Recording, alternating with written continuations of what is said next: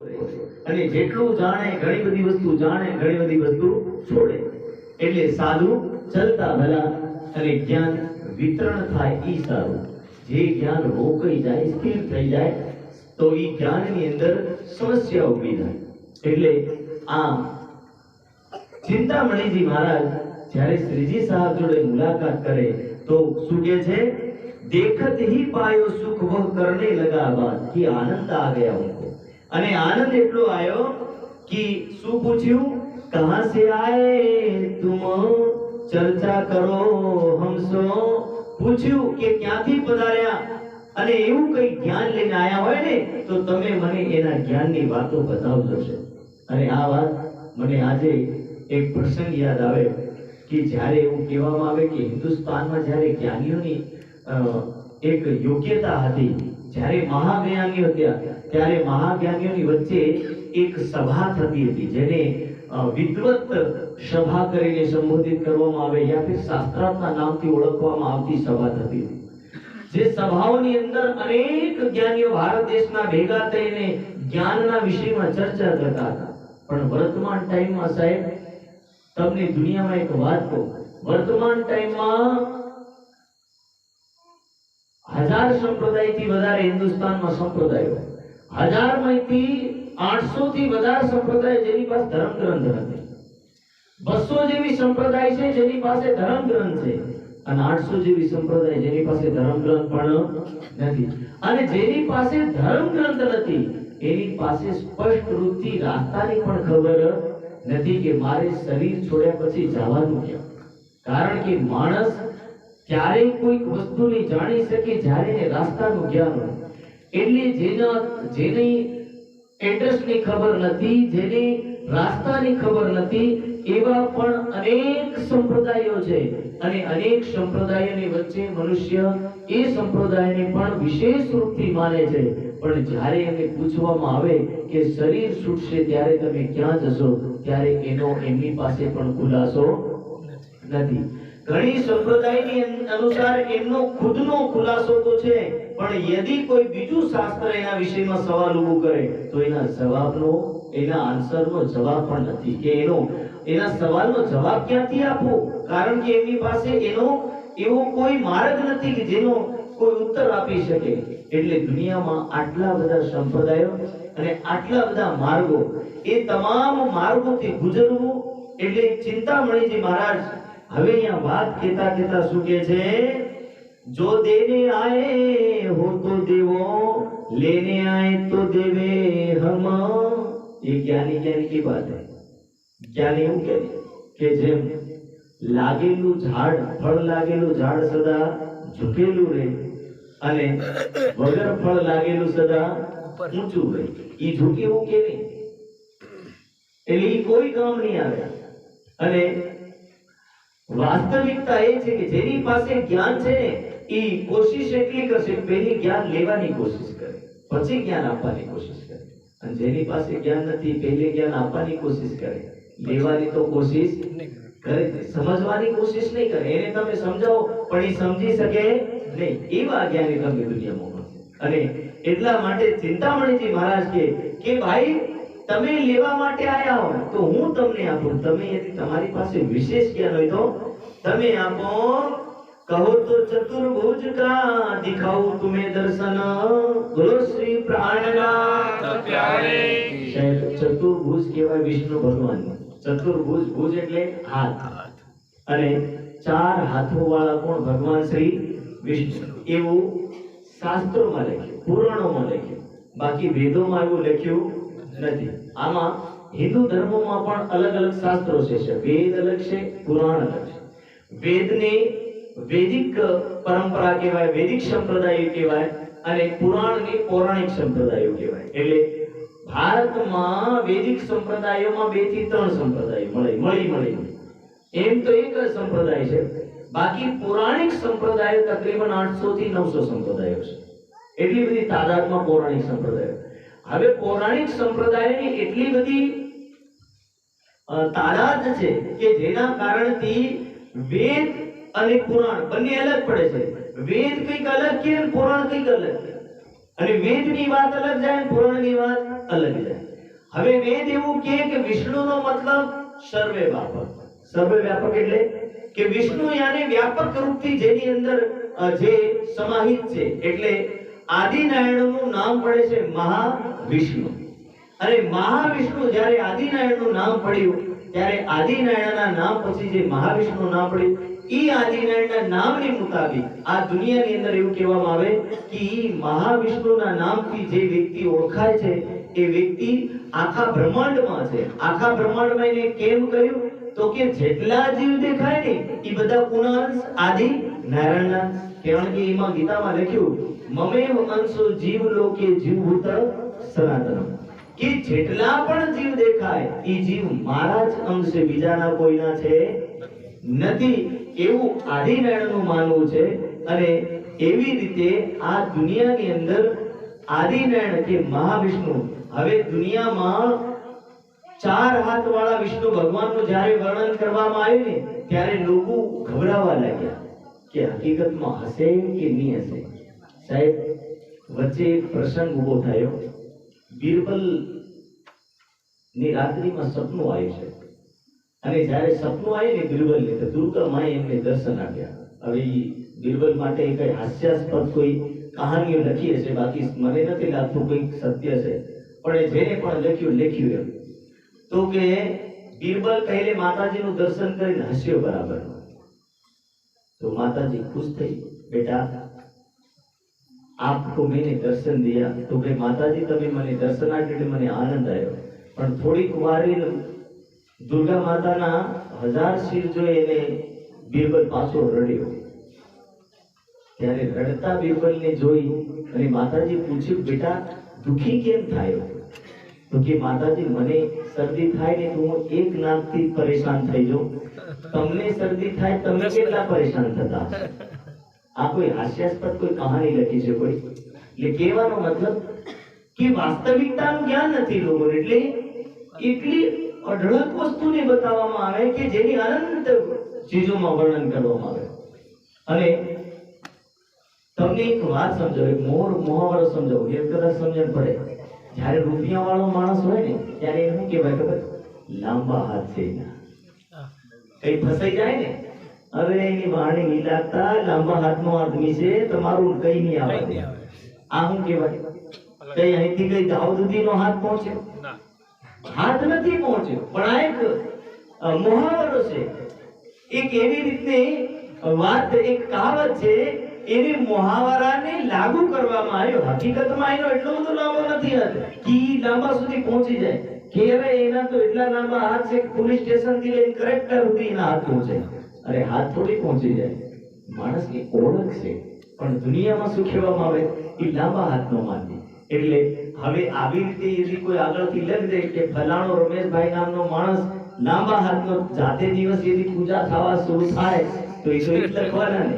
કોઈ દાહોદ જેટલો લાંબો હાથ, કોઈનો લીમડી જેટલો લાંબો હાથ, આવી રીતે વર્ણન લખે.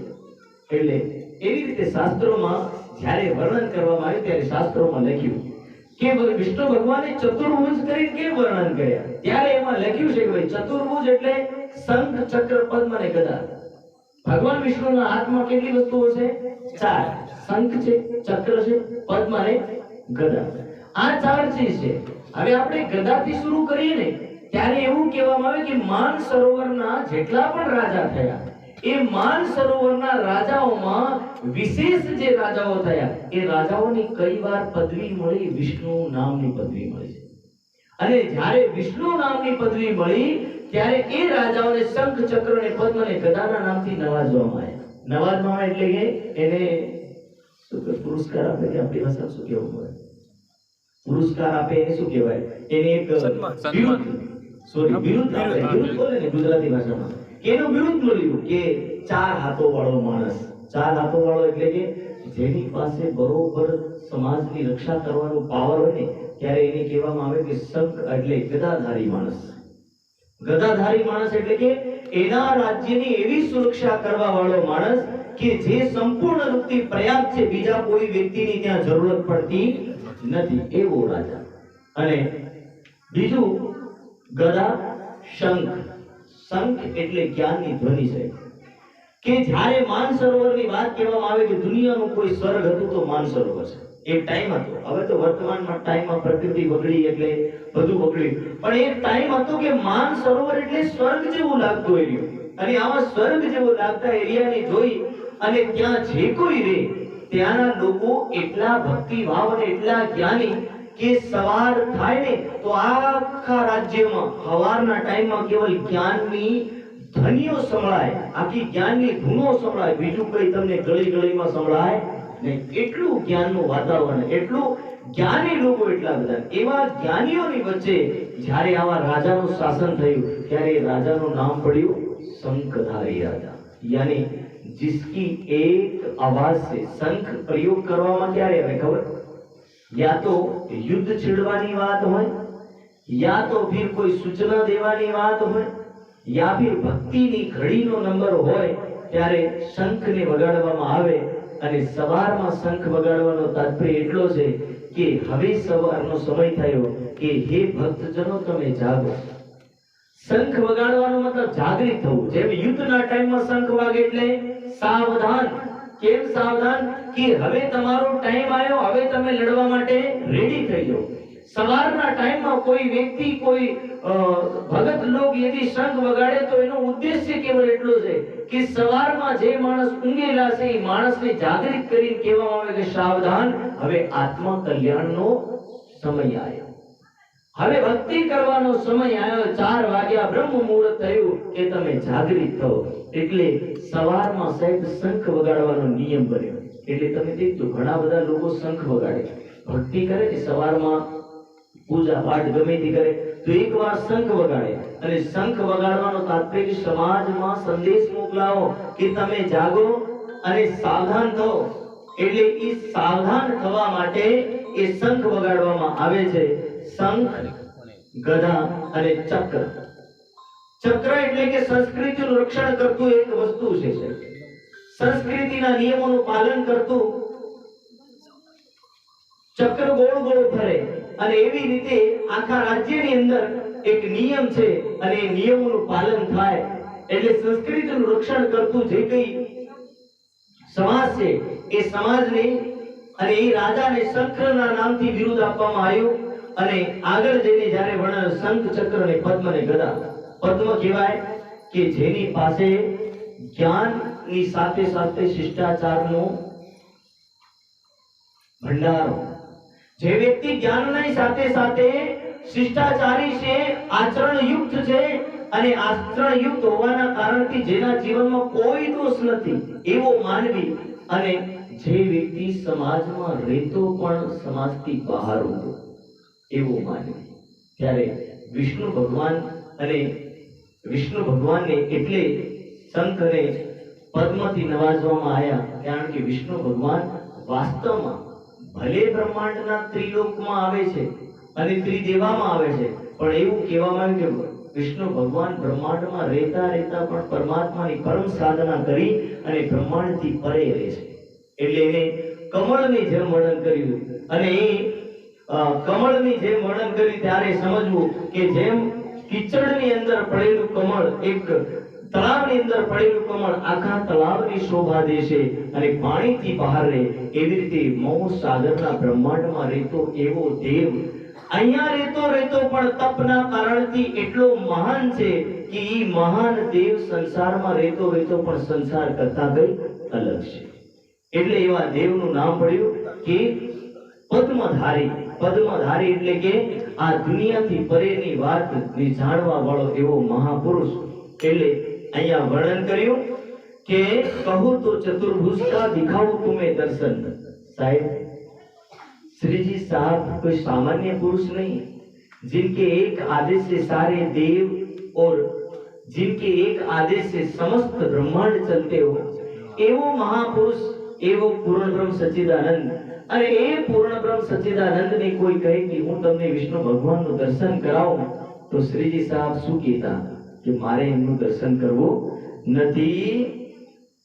કહો તો જ્યોતિ સ્વરૂપ કા કેસે સાઈ શસ્ત્ર પાન.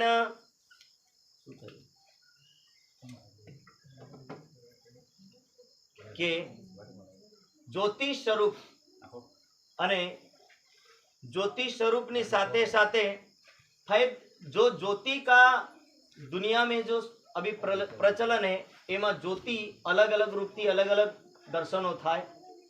भक्तिना मार्ग में ज्योति स्वरूप दर्शन थવું एक सरल बात છે। શું થઈ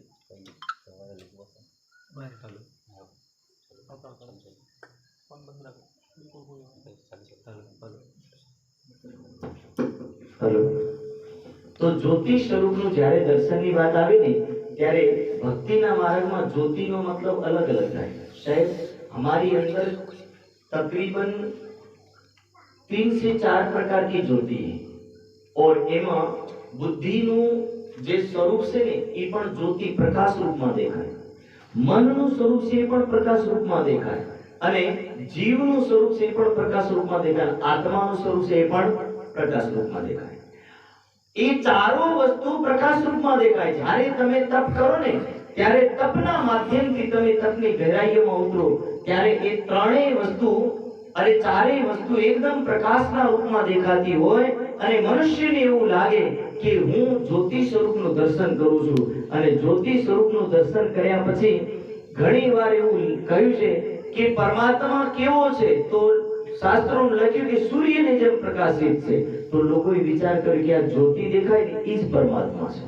એટલે જ્યોતિનો તાત્પર્ય કેવલ પરમાત્મા નથી થતો, જ્યોતિનો તાત્પર્ય 4 પ્રકારની જ્યોતિ તો તમારી અંદર વિરાજમાન છે અને જ્યારે તમે કોઈક વિશેષ તપ કરતા હોય ને ત્યારે તમારા તપના માધ્યમથી તમને પણ જ્યોતિ દેખાય। પણ અહીંયા જે જ્યોતિનું વર્ણન કર્યું એ જ્યોતિનું કેવલ જીવ સ્વરૂપની જે જ્યોતિ છે એ જ્યોતિનું સ્વરૂપ દેખાય, બાકી પારની જ્યોતિ સ્વરૂપ પ્રકાશ સ્વરૂપ દેખાઈ શકે नहीं। शरीर ની અંદર તમામ વસ્તુઓ મોજૂદ છે, એ તમામ વસ્તુઓ મનુષ્યને દેખાય। એટલે પ્રસંગની અનુસાર આ પ્રસંગ આવ્યો કે જ્યોતિ સ્વરૂપનું પણ તમને દર્શન કરાવું। શેષાઈ સહસ્ત્રપાણ અને હવે વર્ણન એક બીજું આવે છે કે દુનિયામાં તમે એક ભગવાનને દેખો, શેષ નારાયણ। એક નામ સાંભળ્યું છે શેષ નારાયણ। આ વિશેષ રૂપથી ભગવાનનું નામ સાંભળવામાં આવે અને શેષ નારાયણ જ્યારે જ્યારે વર્ણન કરવામાં આવે ત્યારે એને પાતાળની અંદર વર્ણન કરવામાં આવતા કે સૌથી નીચેનો એરિયો પાતાળમાં અને 1000 ફણવાળો નાગ અને એ 1000 ફણવાળા નાગ ઉપર વિષ્ણુ ભગવાન લેટેલા છે, માં લક્ષ્મીજી એની સેવામાં હાજર છે। અને આવું વર્ણન જ્યારે કરવામાં આવ્યું ત્યારે દુનિયાએ એનું એક ચિત્ર બનાવ્યું કે 1000 ફણ વિષ્ણુ ભગવાને રાખ્યા, માં લક્ષ્મીને રાખ્યા અને એનું નામ પડ્યું શેષાઈ નારાયણ। પણ સાહેબ આનો અર્થ પણ કઈ અલગ નીકળે છે। શેષ કહેવામાં આવે શૂન્ય છે, શૂન્યની શું કહેવામાં આવે શેષ। જ્યારે કોઈ છોકરું સ્કૂલમાં ભણે ને સ્કૂલના માં ભણતા છોકરાને પૂછવાનું ભાગાકારનો દાખલો આવે ને ત્યારે જ્યારે શૂન્ય શૂન્ય બચી જાય શું કહેવામાં આવે, શું બચ્યું શેષ બચ્યું। બાળકો બોલો ખરા, ઘણા બેઠા છે સ્કૂલ વાળા, બોલો શ્રી પ્રાણનાથ, શું કહેવાય એમને શેષ કહેવાય। શેષ કેમ કે શૂન્ય છે, શૂન્યની વસ્તુને શેષ કરીને વર્ણન કરવામાં આવે। એવી રીતે આ બ્રહ્માંડનું જે આકાર વર્ણન કર્યું કેવી રીતે વર્ણન કર્યું શૂન્યની રીતે। એટલે બ્રહ્માંડ તમે જ્યારે જ્યારે પૌરાણિક માન્યતામાં સાંભળો ને ત્યારે તમને એક વસ્તુ સાંભળવામાં મળશે કે બ્રહ્માંડ કેવું દેખાય તો લોકોએ કીધું કે એ બ્રહ્માંડ પેલું અંડાની જેમ હતું અને અંડામાંથી આદિ નારાયણ કે 1000 વર્ષો સુધી અંડું તેરતું રહ્યું, એ અંડાને તેરતા 1000 વર્ષ થઈ ગયા। 1000 વર્ષ થયા પછી અંડું ફાટીને એમાંથી કોણ નીકળ્યું, આદિ નારાયણ। અરે ભાઈ એ અંડું એટલું મોટું મૂક્યું કોને? કોઈ સવાલ પૂછી દે તો એ અંડું એટલું મોટું મૂક્યું કોને? સમજવા જેવી વાત છે કે અંડું એટલે કે શેષ શૂન્ય જેવું છે। એટલે એક ટાઈમ હતો, મને ખબર નથી કે સૌથી પહેલે આર્યભટ્ટે સાહેબ ખોજ કરી હતી કે દુનિયા ગોળ છે, પૃથ્વી ગોળ છે। આર્યભટ્ટે સાહેબ સૌથી પહેલી ખોજ કરી કે પૃથ્વી ગોળ છે તો ઘણા લોકો કેવા લાગે, ગાંડો થઈ ગયો માણસ કે આને ખબર નથી આ પૃથ્વી કોઈ ગોળ હોય કે આટલી લાંબી ચોડી પૃથ્વીને ગોળ બતાવે, હું તો નહીં માનું। એટલે ઘણા લોકો એનો વિરોધ કરે છે। પણ ફેર એક ટાઈમ આવ્યો સેટેલાઇટનો। સેટેલાઇટ એટલે કે ઉપર જઈ અને બધું ફોટો લેવાનું શરૂ થયું ત્યારે ખબર પડી કે પૃથ્વી ગોળ છે। વર્ષો પહેલા આર્યભટ્ટે કીધું નહીં માની લો કે ના ના ના ના હમ તો માનેંગે નહીં.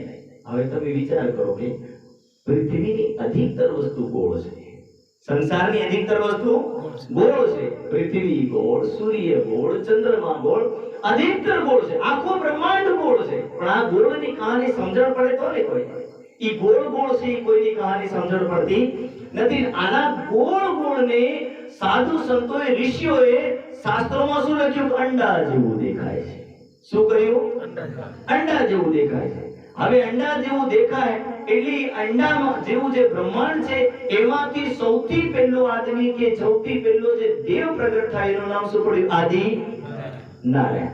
અને જ્યારે આદિનારાયણ પ્રગટ થયો ત્યારે આદિનારાયણ કે હવે હું એકલો કરું તો કરું, આટલી બધી પ્રજા કોઈ નહીં, આખું બ્રહ્માંડ ખાલી પડ્યું. આપણી જેવા તો હતા જ નહીં. બોલો શ્રી પ્રાણનાથ. કોઈ માણસ નહીં હતો તે ટાઈમમાં. અત્યારે તો એટલા બધા દેખાય પણ તે ટાઈમમાં કોઈ હતો નહીં. ત્યારે આદિનારાયણ એને મનુ મહારાજ, એમ તો ખબર નહીં જેને લખ્યું, પણ મનુસ્મૃતિ જેને લખી જેનું નામ છે મનુ મહારાજ. જ્યારે સંસાર બન્યો અને સંસાર બન્યા પછી સૌથી પહેલું કોઈ કાનૂની શાસ્ત્ર લખ્યું જેનું નામ મનુસ્મૃતિ છે. અને મનુસ્મૃતિમાં લખ્યું છે આપો નારા ઇતિ પ્રોક્તા વૈનશ્રવ આ યદસ્ય અયનમ પૂર્વમ તેન નારાયણ સ્મૃતમ, કે સૌથી પહેલો જે આ દુનિયામાં આવ્યો ને એનું નામ સૌથી પહેલો આવ્યું એનું નામ પડ્યું આદિ નારાયણ. આદિ નારાયણ આવીને આ દુનિયામાં શું કર્યું? તે કે એના સંકલ્પીને 3 દેવો પ્રગટ કર્યા. 3 દેવો કોણ? બ્રહ્મા, વિષ્ણુ, મહેશ. અને બ્રહ્મા, વિષ્ણુ, મહેશ ની પછી સાથે સાથે શું ઉત્પન્ન થયું? તે કે ઓમ, સોમ, શક્તિ, રરમ અને નિરંજન. આ અનેક શક્તિઓ ઉત્પન્ન થઈ સાથે સાથે. અને એની અનેક શક્તિઓની ઉત્પન્ન થયા પછી શું થયું કે ધીરે ધીરે આ દુનિયાને ચલાવવા માટે સૂર્ય, ચંદ્ર, નક્ષત્ર અને તમામ વસ્તુઓનું સર્જન થયું. અને જ્યારે તમામ વસ્તુઓનું સર્જન થયું ત્યારે ધીરે ધીરે પછી માનવોનું પણ સર્જન થયું. એટલે આ તમામ વસ્તુનું સર્જન થયું. હવે સર્જન થયું એની તમામ વસ્તુઓમાં સૌથી પહેલો જે હર જગ્યા જે મોજૂદ વ્યક્તિ છે એનું નામ છે આદિ નારાયણ. એટલે કે શેષમાં વાસ કરતો વ્યક્તિ એનું નામ પડે છે શેષ નારાયણ. આદિ નારાયણનું બીજું નામ શેષ નારાયણ. શેષ નારાયણ એટલે કે તમારી અંદર પણ મારી અંદર પણ દુનિયાના હર કીડાથી લઈને હર વસ્તુમાં, હર જીવ જંતુથી લઈને પ્રાણીઓથી લઈને એવી દુનિયાની કોઈ વસ્તુની જેમાં આદિ નારાયણ નથી. એટલે કે આખી દુનિયાની અંદર જેનો વાસ છે એવા દેવનું નામ છે શેષ નારાયણ. ઈ શેષ નારાયણ આદિ નારાયણનું બીજું નામ છે. અને બીજા નામની અનુસાર આ દુનિયાની અંદર વર્ચસ્વ કોઈ દેવનું હોય તો આદિ નારાયણનું વર્ચસ્વ છે. અને આદિ નારાયણ થકી જ્યારે તમે વિચાર કરો કે દુનિયામાં ભાગવતમાં લખ્યું છે કે જ્યારે ભગવાન શ્રી કૃષ્ણ, ભાગવતમાં લખ્યું કે જ્યારે આદિનારાયણનો એરિયો આવે છે ત્યારે ભગવાન શ્રી કૃષ્ણ કે આના એરિયામાં સૂક્ષ્મ શરીર સિવાય બીજો કોઈ પ્રવેશ કરી શકતો નથી. અર્જુનને બતાવે કે અર્જુન તમે ગમે ત્યાં જઈ શકો પણ ત્યાં તમે પ્રવેશ કરી શકો નહીં. એ આદિનારાયણનો એરિયો છે. એટલે આદિનારાયણ આખી દુનિયાનો આ સંસારનો જે સર્વે સર્વ પુરુષ એનું નામ આદિ નારાયણ. અને એ આદિનારાયણને સંચાલિત કરતો પુરુષ જેનું નામ છે અક્ષર બ્રહ્મ. અને અક્ષર બ્રહ્મ જેનો સત અંશ છે એનું નામ છે સચ્ચિદાનંદ પરબ્રહ્મ. તો આ આવી રીતે એક સૃષ્ટિનું સર્જન છે. અને એક સૃષ્ટિના સર્જનના એક એક અંગ લઈને કોણ વાત કરે છે? સ્વયં ચિંતામણીજી મહારાજ. અને ચિંતામણીજી મહારાજ જ્યારે એવી વાત કરે ત્યારે વાતો વાતોમાં એક વાત નીકળી છે. કબીર સંપ્રદાયમાં અનુરાગ સાગર કરીને એક ગ્રંથ, એમાં અનેક વિભાજન છે. અનેક વિભાગમાં એક કમાલ બોધ કરીને પણ એક ગ્રંથ છે. ઈ કમાલ બોધ નામક એક ગ્રંથમાં એક વાત લખી. એ વાત શું લખી છે? તેમાં લખ્યું છે કયા કોડી તે હીરા ભયા હીરતે ભયા લાલ આદા ભક્ત કબીરે પૂરા ભક્ત કમાલ. આ શબ્દ લખ્યો, આ એક સાખી લખી અને સાખીમાં વાત નીકળી. તો એ વાતોમાં એવું વાત નીકળી કે ભાઈ કમાલ જેવો કોઈ દુનિયામાં ભક્ત નથી. એ મહાપુરુષ છે. અને કબીર સાહેબ એના કરતા થોડાક નીચા સ્તરમાં આવી વાત જ્યારે થઈ ત્યારે શ્રીજી સાહેબ કહેવા લાગ્યા કે હે ચિંતામણીજી મહારાજ, તમે શું સમજો એ મને નથી ખબર, પણ હું જે સમજુ તમને બતાવશે. જે સમજી બતાવવાનું વર્ણન કરે છે કે એક ટાઈમ હતો સાહેબ, અને ટાઈમની અંદર ત્યાંનો જે બાદશાહ હતો એ બાદશાહની એક આદત હતી કે હિન્દુ સંતોને વારંવાર જેલમાં બંધ કરી દે. એટલે જ્યારે વારંવાર બંધ કરે એટલે કબીર સાહેબ 5 મિનિટ દે, 2 સેકન્ડ કે 2 મિનિટમાં જેલથી બહાર થઈ જાય.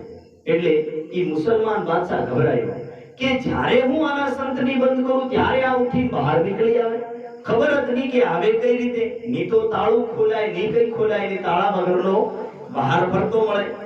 એટલે એક દિવસ એને એના ગુરુને કીધું, મુસલમાન बादशाह એટલે मुसलमान बादशाह એના ગુરુને કીધું કે मौलवी કીધું કે हे मौलवी, हे मौलाना सुन कि बात ये है कि दुनिया में हिंदू समाज में इतने ज्ञानी पुरुष पड़े और इतने चमत्कारी पुरुष पड़े, बोले मुसलमान समाज में तो एक भी ऐसा कोई चमत्कारी व्यक्ति नहीं. अरे कहीं सीखવું હોય તો कबीर से सीख, वो तुझे सिखाएगा. तो साहेब शेख अकरदी કરીને એમના ગુરુનું નામ છે, અને એ મૌલવી છે ને શેખ અકરદી આવે છે કબીર સાહેબ પાસે શીખવા માટે, અને એમની જોડે મિત્રતા થાય. મિત્રતા એટલે ગંગાને કિનારે છે ફરતા. ગંગાનો કિનારો ક્યાંનો? ગંગાનો કિનારો વારાણસીનો, કાશીનો. જે ગયા હોય એમને ખબર. ગંગાનો કિનારો 2 વર્ષ વારાણસીમાં ભણ્યો એટલે મને ખબર છે કે ગંગાના કિનારાની સૌથી મોટી એક કહાની છે કે હરિશ્ચંદ્ર ઘાટ અને મણિકર્ણિકા ઘાટ. આ 2 ઘાટ એવા છે કે તમે લાશોનો ઢેર મળે, અઢળક લાશો મળે. તમારે એવું દેખો ને કે જેમ લાકડા પડે ને એવી લાશો મળે. કેમ? કારણ કે એની બાળવાનો વરાપ નહીં આવે. આધા લોકો તો એટલા માટે કાશીમાં જઈને મરે કે ત્યાં જઈને મરશું તો અમને મુક્તિ મળશે. એ શાસ્ત્રોમાં લખ્યું કે કાશી કેમ તો કે મુક્તિનું સ્થાન. એટલે લોકો લાસ્ટ ટાઈમ આવે ને મરવાનો ટાઈમ એટલે કઈ પહોંચી જાય? કાશીમાં. એટલે ત્યાં લોકોની મરવાની તાકાત વધારે. એટલે કાશીમાં જ્યારે આ બધું થાય ને એટલે કાશીના જેટલા પણ બાળવા વાળા લોકો છે ઈ કોઈ બીજાને બાળવા નહીં દે. આદુ માણસ બળે નહીં બળે સીધું ક્યાં છોડ દે ગંગામાં. અને ઘણા તો માણસો પણ પૂરા સાફ થઈ જાય. ગંગામાં વધારે પૂર આવે એટલે ઈ પણ વહેતા થઈ જાય, એટલે બળે પણ નહીં. અને ઈ ગંગાને કિનારે કોણ ભરે છે? સ્વયં કબીર જેને શેખ અકરદી. આ બંને ફરતા ફરતા એક છોકરાનું શવ જાય છે, વધતું વધુ છે. એ અંતિ વધતી જાય અને શેખ અકરદી દેખે છે કે આ કેવી ઘટના. કબીર સાહેબ તમે તો બહુ ચમત્કારી વ્યક્તિ છો, મેં સાંભળ્યું છે. આજ મને લાગે છે કે તમે મને ચમત્કાર દેખાવો. અને વાતો વાતોમાં વાત નીકળી. કબીર સાહેબની આ વાત કેવી પડી અને શેખ અકરદી કહે છે કે તમે બતાવો આ મુર્દાને તમે જીવિત કરી શકો? તો કબીર સાહેબ કે कौन सी बड़ी बात है, इसको मैं जगा देता हूँ बोले. तो जाता हुआ मुर्दा ने कीधु कि हे मुर्दे इधर आ. तो मुर्दा जब नदी के बीच में बहता बहता जा रहा तो मर्दू से किनारे आयो. तो कबीर साहब घाट ऊपर उतर्या અને ઉતરીને કે હે મુર્દા બેઠે હો જા. તો મુર્દા તો બેઠ ગયા. वो બેઠે થોડી દેરમાં કે હવે ખડો થઈ જા. એટલે ખડા હો ગયા. અજબ ઊભો થાયો અને ઊભો થાયો એટલે શેખ અકરદી શું કહેવા લાગ્યો? વાહ રે કબીરજી, તમે તો કમાલ કરી દીધો. એટલે આ શબ્દ નીકળ્યો. શું થયું કે આપણે કમાલ કરી દિયા. અને કમાલ જે શબ્દ નીકળ્યો ત્યારથી એ પુરુષનું નામ શું પડે છે? કમાલ. અને આ કમાલ સાહેબ ઘટના એવી છે કે કબીર સાહેબ આખો દિવસ એ જે કાર્ય કરે છે એ કાર્યમાંથી 1 થી 2 રૂપિયા કમાય, વધારે તો કોઈ રૂપિયા નથી કમાતા. પણ એવું કહેવામાં આવે કે એમની દોસ્તી રાજા જોડે પણ ખરી અને એમની દોસ્તી રાજ પરિવાર જોડે પણ ખરી. એટલે એક દિવસ રાજ પરિવારના સદસ્યને એવું લાગ્યું કબીર સાહેબ આખો દિવસ બજારમાં બેસીને ચરખા ચલાવીને કપડા બુનવાનું કામ કરે, એની કરતા આપણી પાસે અઢળક સંપત્તિ છે, પુષ્કળ ધનને શું કરવું? એટલે એ અઢળક સંપત્તિને માથે આપણે એક લારી ભરીને સંપત્તિ કબીરજીના ઘરમાં ઠલવાડી દઈએ. એટલે સાહેબ એક લારી ભરીને સંપત્તિ કબીરજીની ઝોપડીમાં ઠલવાડી. હવે સંપત્તિ ઠલવાડી અને સાંજના સમયમાં કબીર સાહેબ ઘરે પધાર્યા ત્યારે એવો પ્રસંગ છે કે સાહેબ રાત્રિમાં જ્યારે તે ટાઈમમાં લાઈટ નહીં એટલે દીવો બળે. એટલે દીવો બળે કબીર સાહેબ દરવાજે આવીને ઉભા રહીને જોવે કે શું છે. अंदर एकदम रुपये चमचम चमक रहा और चमकते हुए रुपयों को देख करके कबीर साहब कहवा लगा कि कमाल आ शू है? तो कि आ तो गुरुजी ધન છે, કોને મોકલ્યું? કે રાજાએ. તો કમાલ ને કહે કે કમાલ, આ ધન રાખો યા તો મુझे રાખો, બેમાંથી કોઈ એક રાખો. હું તો કેવલ એટલું માંગુ કે मैं भी भूखा ना रहूं और साथ भी भूखा ना जाए. કે મારા જીવનની અંદર કેવલ એટલું છે કે હું ખુદ ભૂખ્યો નહીં રહું અને મારી સાથે એ ભૂખ્યા નહીં મરવા જોઈએ. કોઈ બહારથી આવ્યો અતિથિ એ પણ ભૂખ્યો હોવો જોઈએ નહીં. બસ મારા જીવનમાં એટલી કમાણી બહુ થઈ ગઈ, હું વધારે માંગતો નથી. પણ આ અઢળક ભેગું થાય છે, પુષ્કળ ધન છે, એવા પુષ્કળ ધનની મારી જરૂરત છે નથી. એટલે ના પાડે છે એમને. જ્યારે ના પાડે ત્યારે આખી રાત ભસ્મમાં નીકળી છે. અને આખી રાત જ્યારે ભસ્મમાં નીકળી, સવાર થઈ ત્યારે સવારના ટાઈમની અંદર કમાલ ઈ તગારા ભરી રૂપિયા બહાર નાખવા લાગ્યો. તમને ખબર, જ્યારે આપણે સમાજમાં આવું કઈ થતું નથી, સમાજવાળા ઉલટી ગંગા ભાવે છે. બોલો શ્રી પ્રાણનાથ. લોકોને એવું લાગ્યું, દેખો કબીરજી કેટલું ભેગું કર્યું, આ કમાલ કેવો માણસ, આની જેવો કોઈ ત્યાગી માણસ અમે જોયો નહીં. એટલે બહાર તગારા ભરી રૂપિયા નાખે, કબીરજી ભેગા કર્યા. એટલે લોકોએ જે દેખ્યું એ માન્યું, પણ અસલી કોઈ જાણ્યું નહીં. એટલે અસલી કઈ છીપાઈ ગયું ને નકલી સામે આવી ગયું. એટલે ત્યારથી આ સાખી પડી કે કયા કોડી તે હીરા ભયા, હીરા તે ભયા લાલ. કોડી એટલે કે સામાન્ય માતા પિતાથી કબીરજીનો જન્મ, અને કબીરજીથી હીરાથી બોલે ये कमाल. અને કમાલ આધા ભક્ત નહીં, પૂરા ભક્ત. પણ પૂરો ભક્ત કોનો? એ સંસારનો છે, માયાનો પૂરો ભક્ત. એવું નથી કે દુનિયામાં ભગત કોને કહેવાય? પહેલી વસ્તુ છે ભગત કહેવાય કોને? ભગત એને કહેવાય કે જેનામાં લાગી જાય, જેમનામાં ડૂબી જાય, ગળી જાય, એનું નામ શું કહેવાય? ભગત. ઈ ગમે તેવી ભક્તિ કરતો, પછી સંસારની ભક્તિ કરે કે આત્માની ભક્તિ કરે. કમાવામાં ડૂબી જાય માયાનો ભગત થઈ ગયો. બરોબર છે ને? ભગત તો ભગત છે.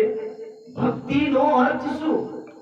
કેવલ એવું નથી કે ભક્તિનો મતલબ ભજન ગાવું, ભક્તિનો મતલબ તાળી વગાડવું, ભક્તિનો મતલબ કે તિલક લગાડી ફરી લેવું, સફેદ વસ્ત્ર કે લાલ ગમછું ઓઢીને ફરી લેવું, એનું નામ ભક્તિ નથી. ભક્તિ એટલે કે તમે જેના રંગમાં બરોબર રંગાઈ જાઓ, એનું નામ શું છે? ભક્તિ. અને આદા માયાની ભક્તિ કરે અને આદા પરમાત્માની ભક્તિ કરે. પણ ફરક ભગતમાં અલગ છે. માયાનો ભગત અલગ અને પરમાત્માનો ભગત અલગ. પરમાત્માનો ભગત માયા છોડી દેવા માંગે અને માયાનો ભગત પરમાત્માને છોડી દેવા માંગે. એટલે વાણીમાં લખ્યું ને, વાણીમાં શબ્દ લખ્યા કે એક જગ્યાએ લખ્યું છે કે ભાઈ દુનિયામાં સૌથી રોગી કોણ? તો કે આત્મરોગી. સચીરી આત્મરોગ ગુરુ લાગ્યો. કે આત્મરોગી કોની કહેવાય? તો કે આત્મરોગી એની કહેવાય જે પરમાત્માની તરફ વળીને ભાળતો પણ હોય, એનું નામ શું કહેવાય? આત્મરોગી. આત્મરોગ ગુરુ લાગ્યો શું હુઆ હાથ રવિ. કે આના રોગની કોણ મિટાવી શકે? તો કે આના રોગની કેવલ પરમાત્મા મિટાવી શકે. બાકી દુનિયાનો કોઈ એવી વ્યક્તિ નથી જે એના રોગને મિટાવી શકે. અને એવી રીતે બોલે, એક દુનિયાની તરફ લાગેલું અને એક પરમાત્માની તરફ લાગેલું. બસ ફરક એટલું છે કે દુનિયામાં લાગેલો એ એને બુદ્ધિમાન સમજે છે અને પરમાત્મા તરફ લાગેલો એ એને અજ્ઞાન, એને કમ બુદ્ધિનો સમજે છે. વાત એટલી છે. એટલે જ્યારે કોઈ સંત બનતો હોય કે જ્યારે કોઈ એવો બનતો હોય ને, જ્યારે એવા વસ્ત્ર પહેરી નીકળી જાય તો સમજી લે કે આ તો ઠીક નથી માણસ, એને કઈ સમજણ જ નથી પડતી, એટલે આમાં ચડી ગયો. પણ વાસ્તવિકતા એને બધું સમજણ પડી એટલે ચડી, બાકી એની કઈ ખબર નથી એવું છે નથી. સાહેબ રાજા જનક જેવો રાજા જનક એના રાજ્યની છોડી અને અષ્ટાવક્રના ચરણોમાં કેમ જાય? એને ખબર છે કે જીવનનું અસલી રહસ્ય શું. રાજા જનક ત્યારે ભક્તિના ચરણમાં ચડે કે રાજા જનક રાત્રિમાં ઊંઘ્યો અને ઊંઘ્યા પછી રાજા જનકને સપનું આવ્યું. સપનું આવ્યું રાત્રિમાં રાજા જનક ભિખારી બની ગયો. ભિખારી એવો ભયાનક બન્યો કે રાજા જનક ભિક્ષા માંગવા માટે નીકળ્યો. તે હાથમાં કશું ની જેમ તેમ કરીને ભિક્ષા માંગી લઈને આવ્યો. તે રાંધવા માટે કશું પાત્ર નહીં મળે. હવે પાત્ર નહીં મળે એટલે રાજા જનકે વિચાર કર્યો કે જે માટલું તૂટેલું હોય ને આદુ, એને જે પણ તમે સમજતા હોય, એ આદુ હાંડનું માટલું તૂટેલું હતું, એવા માટલા તૂટેલામાં રાજા જનકે થોડીક દાળ અને થોડા ચોખા ભેગા કરીને પાણી નાખીને રાંધવાની કોશિશ કરી. તે કે ચોખા અને દાળ રંધાતું હતું એટલામાં બે બળદ એટલા બધા લડાતાર જઈને આયા કે હાંડલાને લાત પડીને તો ઠીકરા થઈ ગયો. હાંડલો હાર પાર થઈ ગયો અને હાંડલું હાર પાર થઈ ગયું તો કે એક ઠીકરામાં થોડાક હજી ચોખા બચી ગયા હતા. તો રાજા જનકે વિચાર કર્યો થોડુંક હજી ખાઈ લો. તે જેમ ખાવા માટે આગળ ગયો એટલામાં કૂતરોથી ચોખા ચાટી ગયો. બોલો શ્રી પ્રાણનાથ. હવે રાજા જનક ખબરે ઉઠ્યો, ભૂખનો માર્યો. ક્યાં ઉઠ્યો? રાજમહેલમાં. એટલે પરસેવો નીકળી ગયો. રાજા જનક વિચાર કરવા લાગ્યો કે સપનામાં હતો ઈ હાચો કે આ દેખાયેલો ઈ હાચો. આ બે સવાલ જાગૃત થયા. કોને સવાલ જાગૃત થયા? રાજા જનકને. એને એવું લાગ્યું કે ભાઈ સપનામાં જે દેખાય છે ઈ સત્ય છે કે જે હું બેઠો છું એ સત્ય છે. સવારમાં સભા રાખી છે, હજારો લોકો આયા, અનેક ઋષિઓ ભેગા કર્યા, અનેક જ્ઞાનીઓ ભેગા કર્યા. બધાએ કીધું કે જે સપનામાં હતું એ સત્ય, જે દેખાયું એ સત્ય.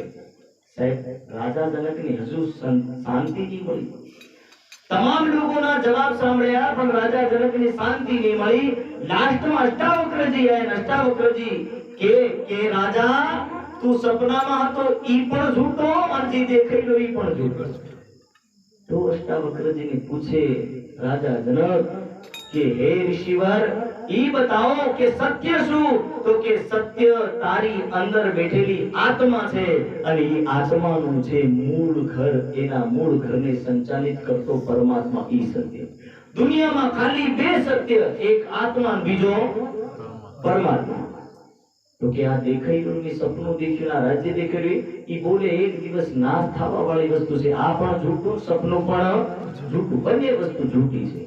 એટલે રાજા જનક ત્યાંથી સાવધાન થઈ ગયો.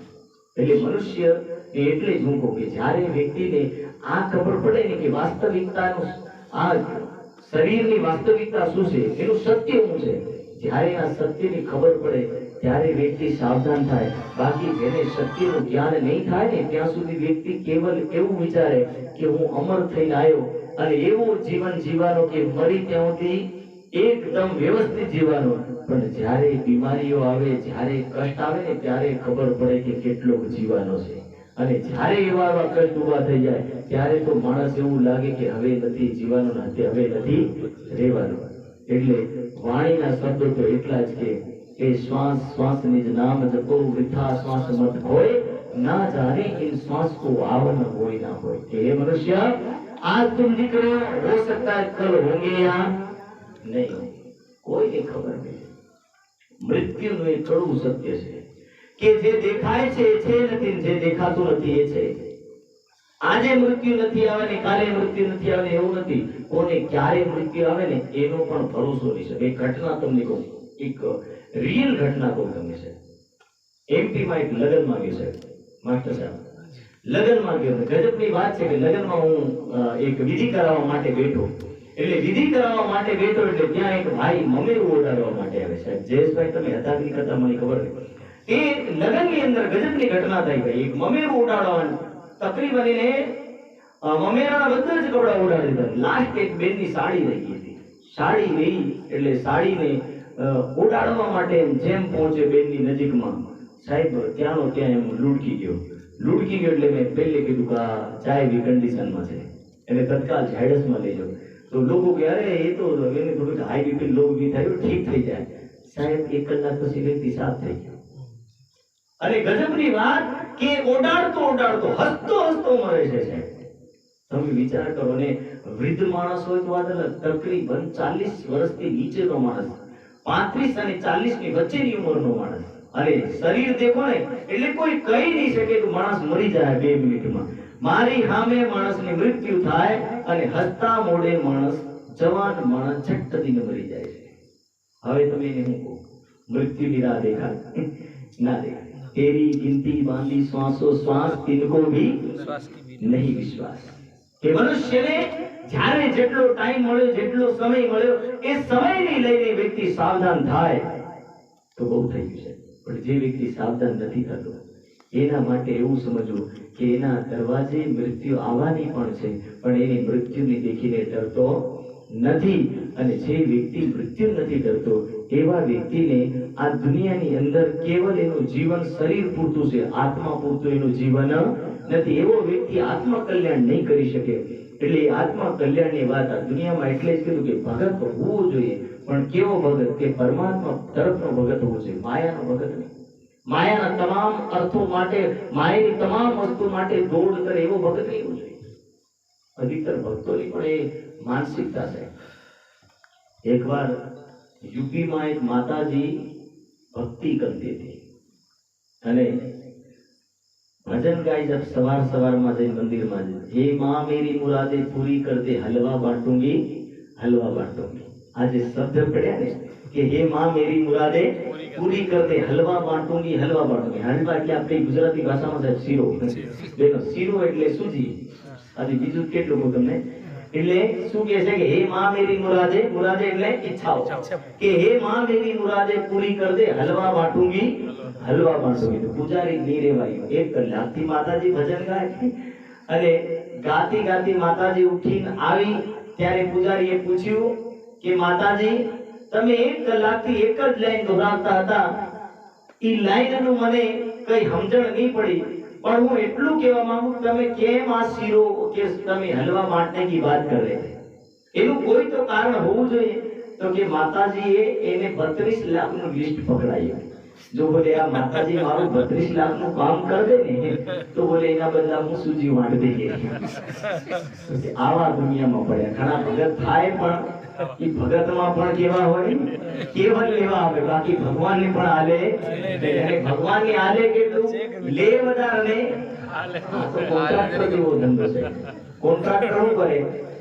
એ જ કરે ને, વધારે મજદૂર લગાડ લે બરાબરના, પછી બધામાંથી થોડું થોડું કમિશન. અહીંયા તો ભક્ત કમિશન કાઢવાનું શરૂ કરી દીધું. દેવી દેવતાને ઉભા કરી દે, ભાઈ થોડું આના ભગવાનથી, થોડું પેલા ભગવાનથી, થોડું આવી જવું જોઈએ. પણ ભક્તિનો રાસ્તો એવો નથી. ભક્તિનો રાસ્તો ગીતામાં કહ્યું लभ्यस्तु अनन्य पार, कि यदि हे अर्जुन मेरी भक्ति करना चाहता है तो तू अनन्य प्रेम लक्षणा भक्ति થી પ્રાપ્ત કર મને. એવું નહીં કે દુનિયામાં તું મારી જોડે માંગે ને હું તને કઈ આપું, ફેર તું તારી ઈચ્છાઓ પૂર્ણ કરવા માંગે, આ બધી ઈચ્છાઓ માંગતો રહે તો બોલે આમાં કઈ મેળ ખાય?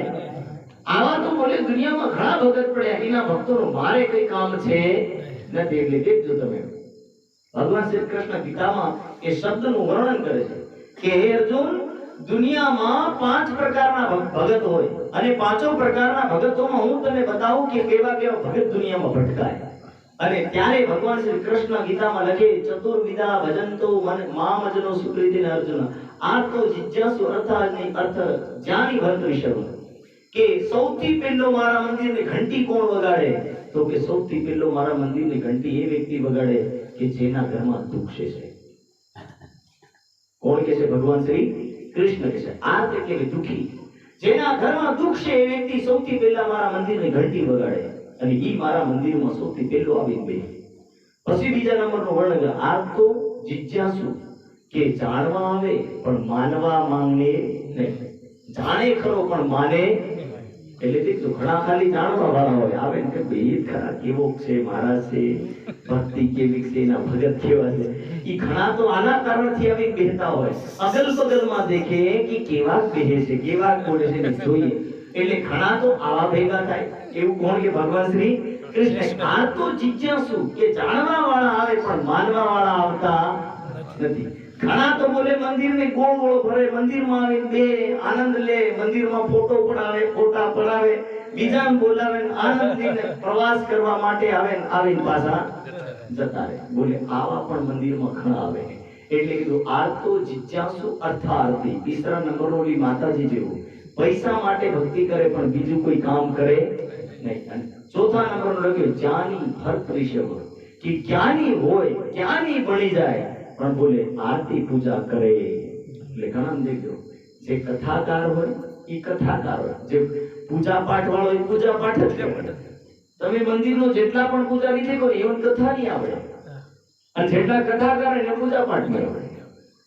એવું જ હોય છે કે જેને ક્રિયાવિધિ નહીં આવડતી હોય, જ્યાં તો ક્રિયાવિધિ આવડતી હોય તો કથા નહીં આવડતી, કથા આવડતી તો ક્રિયાવિધિ નહીં આવડતી, બે માંથી એક કરે. એટલે કેમ? એટલે કીધું જ્ઞાની ભર્તૃષભ, જ્ઞાની બને તોય મને ઘણા નથી માનતા. આના તો જ્ઞાન લઈને આનંદ મનાવે, પણ ઈ માને એની પર મારી પર પણ જીવિકા ઉપાર્જિત કરી લે, એટલે એના ઉપર પણ ધંધો ચલાડ લે, બાકી મને સ્વીકાર નહીં કરે. એટલે ભગવાન શ્રી કૃષ્ણ કે લભ્યસ્તુ પાર્થ અનન્ય પ્રેમ લક્ષણા ભક્તિ, કે હે અર્જુન, યદિ તમને એવું લાગે કે આ ચાર માંથી વિશેષ મારા સખાના રૂપમાં રહેવું હોય, મારા મિત્રના રૂપમાં રહેવું હોય, તો બોલે અનન્ય પ્રેમ લક્ષણાથી ભક્તિ કરવી, પ્રેમથી ભક્તિ કરવી. વરના પ્રેમથી ભક્તિ નહીં કરી શકો તો બોલે આ ભક્તોની લાઈનમાં તમારે પણ ઊભું રહેવું પડશે. ત્યારે અર્જુન સમજે છે. ત્યારથી અર્જુન કે હે કેશવ, दुनिया जो भी हो आप जैसा कहोगे वैसा मानूंगा. इसलिए तुम જ્યારે મહાભારતનું યુદ્ધ થયું ત્યારે તેમને ખબર છે કે આ સ્વયં ભગવાન છે. અભિમન્યુ મરી ગયો, પણ એ નહીં કીધું કે ભગવાન તમે આને જીવિત કરી દો. મરી ગયો, મરી ગયો. અર્જુનની માંગ નહીં કરી અને આખું રાજ્ય લૂંટાઈ ગયું. 13 વર્ષ સુધી અર્જુન વનવાસ માર્યો, પણ ભગવાન શ્રી કૃષ્ણ ને એ નહીં કહ્યું કે ભગવાન તમારી કૃપાથી રાજ્ય પાછું મને મળી જવું છે. આપણી જેવા ભેગા થાય નથી. ભગવાનની વાતમાં બોલે ભગવાન ઓલું કરી દો, આ કરી દો. જો ભગવાન સાક્ષાત મળી જાય ને એટલી ભગવાન તંગ આવી જાય, એટલો માણસ એને હેરાન કરે. પણ આ વાત કુંતી અને દ્રૌપદી થી પૂછવાની ને અર્જુન થી પૂછવાની, કે જ્યારે અર્જુન મહાભારતનું યુદ્ધ થયું ને જ્યારે ભગવાન શ્રી કૃષ્ણ જવા લાગ્યા, ત્યારે જાતા જાતા ભગવાન શ્રી કૃષ્ણ કે હે કોઈ અને હે द्रौपदी हे अर्जुन, अब मैं जा रहा हूं, कुछ चाहिए तो बोलना.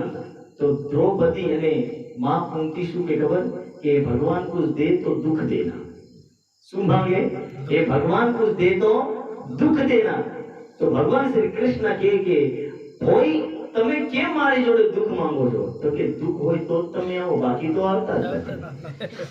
શું કે દુઃખ હોય તો તમે આવો, બાકી તો તમે આવતા નથી. અમારે તમારી જરૂરત છે, બાકી દુનિયાની જરૂરત છે નહીં. એટલે વાત કેટલી હતી. અને એટલા માટે મહાભારતના યુદ્ધમાં દેખવાનું, એક તરફ 11 અક્ષરો સેના સ્વયં સજ્જ થઈને ઊભી છે, અને બીજી તરફ ભગવાન શ્રી કૃષ્ણ ખાલી હાથ છે, જે હથિયાર પણ ઉઠાવી શકે નહીં. અર્જુનને કીધું કે અર્જુન માં, આ 11 અક્ષરોની સેના જોઈએ કે પછી હું જોઈએ, જે હથિયાર નથી ઉઠાવવાનો? તો પણ અર્જુન કે ભગવાન તમે જોઈએ, સેના જોતી નથી. સાહેબ યુદ્ધ લડે, બધું કરશે, સેનાપતિ મળે, સેના મળે, બધું મળશે, પણ અર્જુન કે ના ભગવાન, ઈ સેના નહીં જોઈએ, કશું નહીં જોઈએ, જોઈએ તો ખાલી તમે જોઈએ, અમને બીજું કોઈ જોતું નથી. કેમ? કારણ કે એમને ખબર છે કે જ્યાં ભગવાન છે ત્યાં બધું છે. એટલે વાસ્તવિકતાની અંદર માંગ કરવી તો વ્યવસ્થિત માંગ કરવી, અને આવી રીતે પરમાત્માની ભક્તિ કરવી. કમાલની જેમ માયાના ભક્ત બનવું નહીં, ભગવાનની પૂજા કરવી, પદ્ધતિ કરવી. અને કબીર સાહેબની જેમ બરોબર ભક્તિના રસમાં ડૂબવું. કબીર સાહેબની જે ભક્તિ છે, જે માર્ગ છે, જે પારનું વર્ણન કરે, એવી ભક્તિને લઈ અને જીવનમાં જીવા જેવું છે. હવે એટલા શબ્દ નીકળે છે કે ભાઈ એ કબીર સાહેબની બીજકની અંદર આ શબ્દ છે, જે શબ્દાવલી શબ્દ કરીને પ્રસંગ પ્રકરણો આવે, એ શબ્દમાંથી લેવામાં આવી છે, જેની અંદર વર્ણન કર્યું. નારી એક પુરુષ જો જાય ગુજરું પંડિત જ્ઞાની કરીને બીજક સાહેબમાં લખ્યું. આમાં થોડુંક અલગ લખ્યું છે, અને અલગના શબ્દોમાં એવું લખ્યું છે, એક પલક તે ગમજો નિક્ષી હો ગઈ 14 પાણી, પૂરી પાણી તો પર્વત ધાંપે દરિયા લહર સવાની. આ પ્રસંગ આવ્યો, અને પ્રસંગ જ્યારે પરમધામનો છે એટલે ઘણા લોકોને ખબર જ નહીં પડશે કે આ પ્રસંગ ક્યાંથી ક્યાં શરૂ થાય. પણ પરમધામના પ્રસંગની અંદર એવું કહેવામાં કે અક્ષરાતીતની એક ઈચ્છા, જેની ઈચ્છાનું નામ પડે છે મહાકારણ. અને એ ઈચ્છા શું હતી કે આ સખીઓને દુનિયાનો ખેલ બતાવું. પહેલે લિયા હકે દિલ में તા પીછે આયા માહે નૂર, તા પીછે આયા હાદી રૂહન યોકર હુઆ જહૂર. આ ખેલ જ્યાંથી શરૂ થયો, પરમાત્માના હૃદયમાંથી જે ઈચ્છા નીકળી, જે ઈચ્છાનું નામ પડ્યું એક પલક તે ગંગો. એ ઈચ્છા રૂપી ગંગા ક્યાં ક્યાં ગઈ? તો કે સત રૂપી ડુંગર અને આનંદ રૂપી ડુંગર, અક્ષર બ્રહ્મ અને શ્યામા મહારાણી. આ બંને મહાશક્તિઓ ઉપર પણ આ ઈચ્છા આવી, અને દરિયા લહર સમારી, એટલે કે બ્રહ્મ સૃષ્ટિઓ બ્રહ્મ અંગનાઓની અંદર પણ આ ઈચ્છા જાગૃત થઈ. અને જ્યારે આ ઈચ્છા જાગૃત થઈ ત્યારે આ સખીઓ ક્યાં આવી? બ્રહ્માંડની અંદર. આ આત્માઓ દુનિયાની અંદર આવી અને એવી આત્માઓને જગાડવા માટે પરમાત્માએ જે જ્ઞાન મોકલ્યું તો એના જ્ઞાનના વિષયમાં લઈને શું કીધું? ઉડ મક્ખી તરવર પર ચડ બેઠી બોલત અમૃત વાણી. કે પરમાત્માની શક્તિ જ્યારે દુનિયામાં આવી એ શક્તિનું નામ પડ્યું પાર બ્રહ્મ. એ શક્તિ જ્યારે દુનિયામાં પધારી ત્યારે એ શક્તિ શું બોલે છે? તો બોલત અમૃત જ્ઞાન, અમૃત વાણી. अमृत वाणी का मतलब कि ब्रह्म ज्ञान નું વર્ણન કરે છે. વહ મક્ખી કા મક્ખા નહીં, કે ઉસ શક્તિ નો માલિક આ દુનિયામાં બીજો કોઈ નથી. બિન પાણી ગરબાની તિન ગર્ભે તિન ગુણ જાય વહ તો પુરુષ અકેલા. कि एक प्रसंग से है कि ससुराल जाए पर पति के साथ सोती नहीं. ऐसा મને એક ધુલાભાઈ છે ને આપણા રોજમ વાળા, એમને એક પ્રકરણ મોકલ્યું હતું, પણ મને એ પ્રકરણ પૂરું યાદ નહીં રહ્યું, પણ આ એક બે લાઈનો યાદ રહી ગઈ. તો એમને મને એક પ્રકરણ મોકલ્યું હતું, એમાં લખ્યું હતું કે ससुराल जाए पर पति के साथ सोती नहीं और तो भी उसको शादीशुदा नारी कहा जाता है. तो એનું નામ વાસ્તવમાં એક એવી આખ્યાન છે ને, આખ્યાન એટલે કે કહાની છે, જે કહાનીની અંદર પ્રકૃતિ એટલે કે સંસારનું મૂળ રૂપ જેનું નામ છે, શું નામ પડે? એનું નામ પ્રકૃતિ. પ્રકૃતિ એટલે કે જેનાથી સંસાર બને એ વસ્તુનું નામ છે પ્રકૃતિ. તો પ્રકૃતિ ક્યાં જાય? તો કે સસુરાલ. સસુરાલ ક્યાં જાય? યોગ માયાના બ્રહ્માંડ. એટલે તમે જ્યારે જ્યારે નિજાનંદ સંપ્રદાયમાં સાંભળો ત્યારે ખબર પડશે કે યોગ માયા. યોગ માયા એટલે કે જ્યાં માયાનો પણ વાસ હોય ને બ્રહ્મનો પણ વાસ હોય, એવી જગ્યાનું નામ શું છે? યોગ માયા. કે મળવાની જગ્યાનું નામ યોગ માયા. અને યોગ માયાનું બીજું નામ શાસ્ત્રોમાં શું લખ્યું? એ બેહદનું બ્રહ્માંડ વાણીની અનુસાર, અને શાસ્ત્રોમાં લખ્યું કે આ દુનિયાથી પરેનો અખંડમય લોક, જેને અદ્વૈતનું બ્રહ્માંડ કરીને પણ વર્ણન કર્યું. તો કે યોગ માયામાં કેમ? તો કે જેમ તમે તમારા ખેતરમાં કઈ વાવેતર કરો, માનો ચણા વાવ્યા, મક્કી વાવી આવ્યા, ડાંગર સોંપી આવ્યા, ગમે તે કરી આવ્યા. હવે જ્યારે બધું થઈ જાય અને ખેતરનું બધું વાઢવાનું થાય તો વાઢીને તમે બધું ભૂસું વાસું જે કઈ અલગ કરી અને જે કઈ અનાજ હશો એ અનાજ કઈ લાવી મૂકો? સીધા ઘરમાં. કારણ કે એ ખરાબ નહીં થાય, ગમે તે સુરક્ષિત કઈ રાખવામાં આવે? ઘરમાં. એવી રીતે કે સંસાર જ્યારે બને ત્યારે એ પ્રકૃતિથી સંસારની ઉત્પત્તિ થાય અને સંસાર પાછો લઈને પ્રાપ્ત થાય એટલે પ્રકૃતિમાં સમાહિત થઈ જાય. અને પ્રકૃતિ ક્યાં જતી રહી? યોગ માયાના બ્રહ્માંડની અંદર, આ વ્યાકૃત બ્રહ્મની અંદર. તો આવી રીતે આ પ્રસંગ છે કે દુનિયાની અંદર આ પ્રસંગને સમજવું એટલું કઠિન છે કે એને બીજો કોઈ નહીં સમજાવી શકે. કારણ કે तीन गर्भे तीन गुण जाए वह तो पुरुष अकेला. कि तीन गुण रूपी प्रकृति गर्भित થાય છે. કોની ઈચ્છાથી? પરમાત્માની ઈચ્છાથી.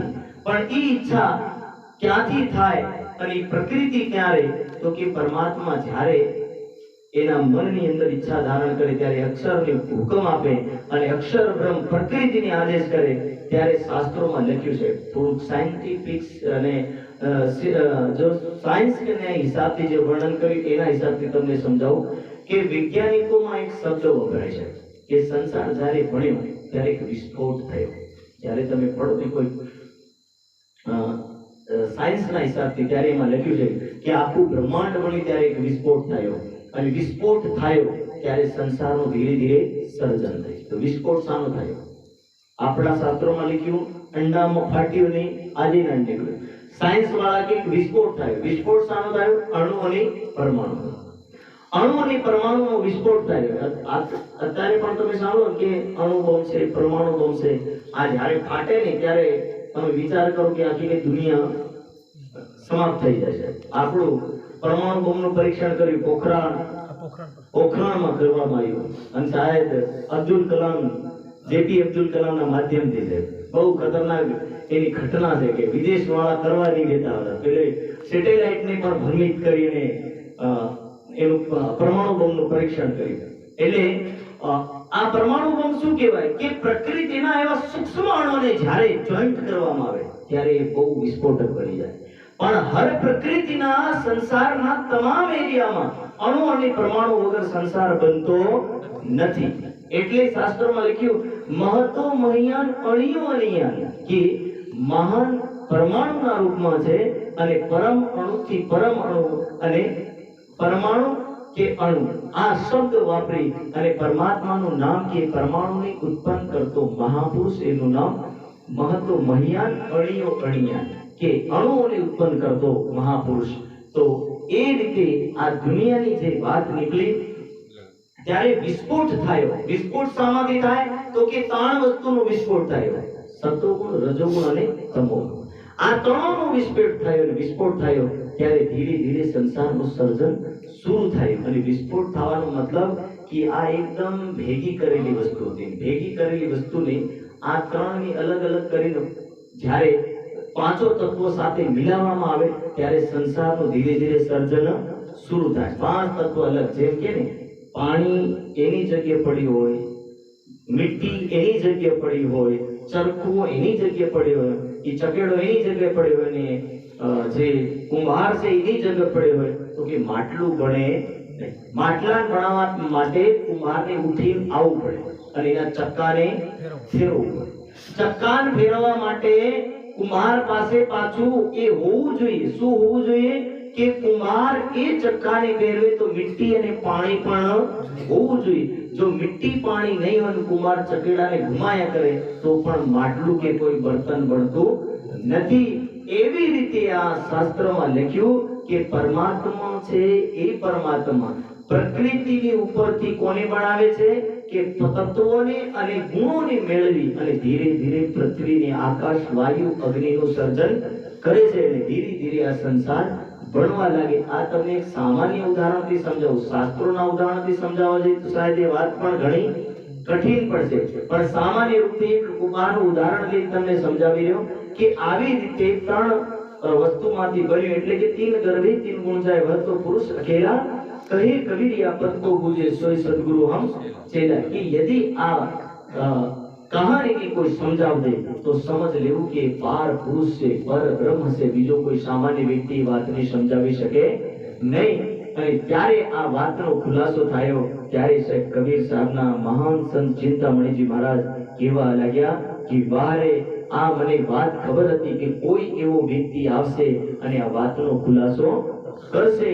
અને આ વાતનો ખુલાસો થયો ત્યારે શ્રીજી સાહેબ એમના આશ્રમથી ઉઠીને પાછા નાથા જોશીને ઘરે જતા રહે છે. ત્યાં ચર્ચા થાય છે. તહાં સાથ બેઠે તે બીચ में શ્રી રાજ. અને હવે ચિંતામણીજી ખોજતા ખોજતા સાહેબ શ્રીજી સાહેબને જોતા જોતા નીકળે છે. તો કલ્લુ મિશ્ર કરીને કે યોગી વ્યક્તિ છે, એટલે કે યોગાસન વગેરે શીખાડે એવો વ્યક્તિ, તો એને ઘરે પધારે છે. ત્યાં જઈને પૂછે છે કે ક્યાં બેઠા છે? તો કે નાથા જોશીના ઘર. કે નાથા જોશીને ઘર શ્રીજી સાહેબ અને તમામ સુંદર સાહેબ ત્યાં રોકાયા છે. હવે અહીંયાથી ચાલી અને કોણ જાય છે? સ્વયં ચિંતામણીજી મહારાજ શ્રીજી સાહેબના ચરણોમાં પધાર્યા. दिन दोय तीन लग चर्चा सुनी बनाए. કે બે ત્રણ દિવસ થઈ અને ચર્ચા થઈ ત્યારે ખંડની ભલી ભાંસો દેખત સાત શ્રવણ. બોલો શ્રી પ્રાણનાથ પ્યારે કી.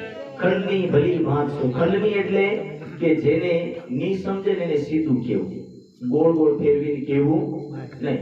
પણ આ એવું કે નહીં કે ભાઈ એક કહાવત કહેવામાં આવે કે કાણિયા કાણિયો કોઈ દિવસ કહેવાય નહીં. કે તો તમને લઠ મારે, બાકી છોડે એને ફેરવીને પૂછવું પડે ભાઈ કે કેમ આ થયું બધું, એનું કઈ તો કારણ બતાવો. તો ધીરે ધીરે કીધે મારી આંખ આવી રીતે ફૂટી ગઈ. પણ એક તમે સીધું પૂછો તો એ તમને છોડે, એને નામ જ નહીં લેવાય. એવી રીતે કે આ પ્રસંગ સમજાવવામાં આવ્યો કે ખંડની એટલે તે ટાઈમની અંદર કઠોર શબ્દથી જેને જે કહેવું એ કહી દેવાયું. અને કહેવાનું કારણ એક વાત તમને સમજાવું. જેની પર અધિકાર હોય ને એને આપણે ગમે તે શીખી શકીએ, પણ જેની પર અધિકાર નહીં હોય એને કઈ કહેવાય? તમે ઘણી વાર મેં એક સામાન્ય ઉદાહરણ તમને સમજાવું.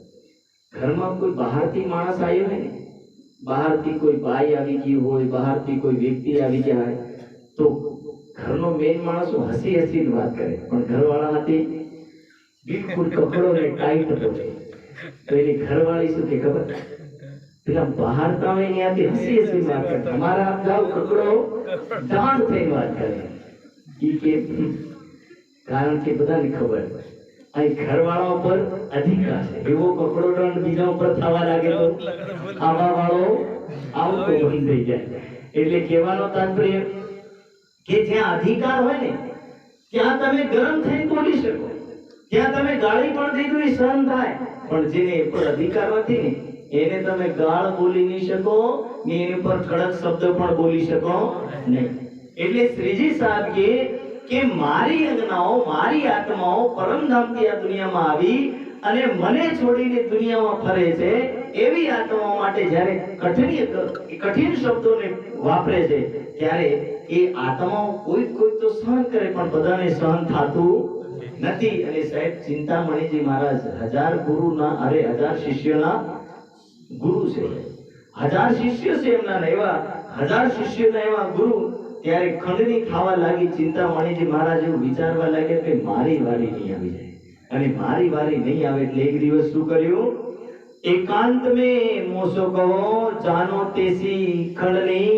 ચિંતામણીજી મહારાજ જ્યારે શ્રીજી સાહેબ ચર્ચા પૂરી થયા પછી રૂમમાં ગયા ત્યારે એકાંતમાં બેસી અને ચિંતામણીજી મહારાજ કહેવા લાગ્યા કે જેટલી તમે ખંડની કરો એટલી મારી કરજો, પણ તમે બધાની વચ્ચે મારી વાત કહેતા નહીં. તબ શ્રીજી સાહેબ સમજી ગયા કે વાસ્તવમાં એમને કશું કહેવાય नहीं. तब श्री साहब कहूं कि चिंता ना करो चिंतामणि जी महाराज, हम आपको कुछ नहीं बोलेंगे, कहेंगे वो भी पर्दे में बोलेंगे, लेकिन बदान खबर पड़े એટલે ઘણી ઈશારાની વાત ખાલી એમને જ ખબર પડે, બધાને નહીં ખબર પડે. ઘણી વાર ને ઘરવાળી આંખો કાઢતી હોય, એ વાત ખાલી એક પુરુષને ખબર પડે, બધા પુરુષોને ખબર પડે કે આંખો નીકળી કેમ, એટલે ઈશારો ખાલી એનો ઘરવાળો સમજે, બધાને કોઈને ખબર પડતી નથી. એવી રીતે રાજી મહારાજ કહે છે કે હું જો મારી વાત કે એ તને ખબર પડશે, પણ બીજાને કોઈને ખબર પડે નહીં. ને રાત્રિમાં છે પ્રકરણ ઉતર્યું, અને પ્રકરણ શું ઉતર્યું, પ્રકરણનું નામ છે સુનો રે સત્ય કે બંજારે, સુનો રે સત્ય કે બંજારે, એક બાત કહું સમજાય, સુનો રે સત્ય કે બંજારે. એ સત્ય કે બંજારે પ્રકરણ ઉતર્યું છે, અને સુનો રે સત્ય કે બંજારે એના પ્રકરણના જે ભાવ છે એની જે લાઈનો છે એ લાઈનોમાં લખ્યું, આંટી આન કે ફાંસી લગાઈ वो भी उल्टी दई उल्टा. आंटी आन के फांसी लगाई वो भी उल्टी दई उल्टा है. કે માણસ એવી ફાંસી લગાડે કે બીજો નહીં એના ગળામાં બાંધે, પણ એ ખુદ બાંધીને તૈયાર થઈ જાય. કેમ તૈયાર થાય તમને એક ઉદાહરણ બતાવું. સાહેબ એક ઘરમાં લગ્ન છે, લગ્નમાં સાહેબ એક પરિવાર સાડી અને કપડા ખરીદવા નીકળ્યું, પણ બેનને 5000 ની સાડી જોઈએ અને ભાઈ પાસે રૂપિયા 2000 છે. હવે શું કહેવાનું કે 1000 ની લઈ લઈ બરોબર છે, પણ ઈચ્છા જાગૃત થઈ ને કે મારે 5000, તો આ ફાંસીનો પહેલો ફંદો નીકળ્યો. ઈચ્છા જાગૃત થઈ, ફાંસીનો પહેલો ફંદો. હવે ઈચ્છા જાગૃત થઈ, સાડી નહીં મળી એટલે બીજા નંબરની ગાંઠ આવે. એનું ગાંઠનું નામ શું પડે, ક્રોધ. ઈ સાડી નહીં મળે એટલે માણસને ક્રોધ ચડે એને એમ તો રૂપિયા તમે બહુ વાપરો, પણ એક ખાડી તમારથી મને લઈ અપાઈ નહીં, એટલે ક્રોધ ચડવાનો. એટલે ક્રોધ ચડે એટલે 1 થી 2 નો ક્રોધ ટકરાય છે. 2 નો ક્રોધ ટકરાય એટલે ધીરે ધીરે વાત કઈ આવી જાય, આર પાર ને થવા લાગે. અને આર પાર ને થવા લાગે એટલે સમજ લેવું કે ધીરે ધીરે આખું એક ઈચ્છા જાગૃત થઈ, એની ઈચ્છામાંથી ક્રોધ જાગૃત થયો, ફેર ક્રોધમાંથી ગાળો શરૂ થઈ, ગાળોમાંથી ફેર પરિવાર આવી ગયો, પરિવારમાંથી આર પાર થઈ ગયો, છૂટા છેડા સુધી વ્યક્તિ પહોંચી ગયો. એટલે સીધું કઈ, એટલે વાણીમાં લખ્યું, आंटी आन के फांसी लगाई वो भी दई उल्टी के उल्टाई.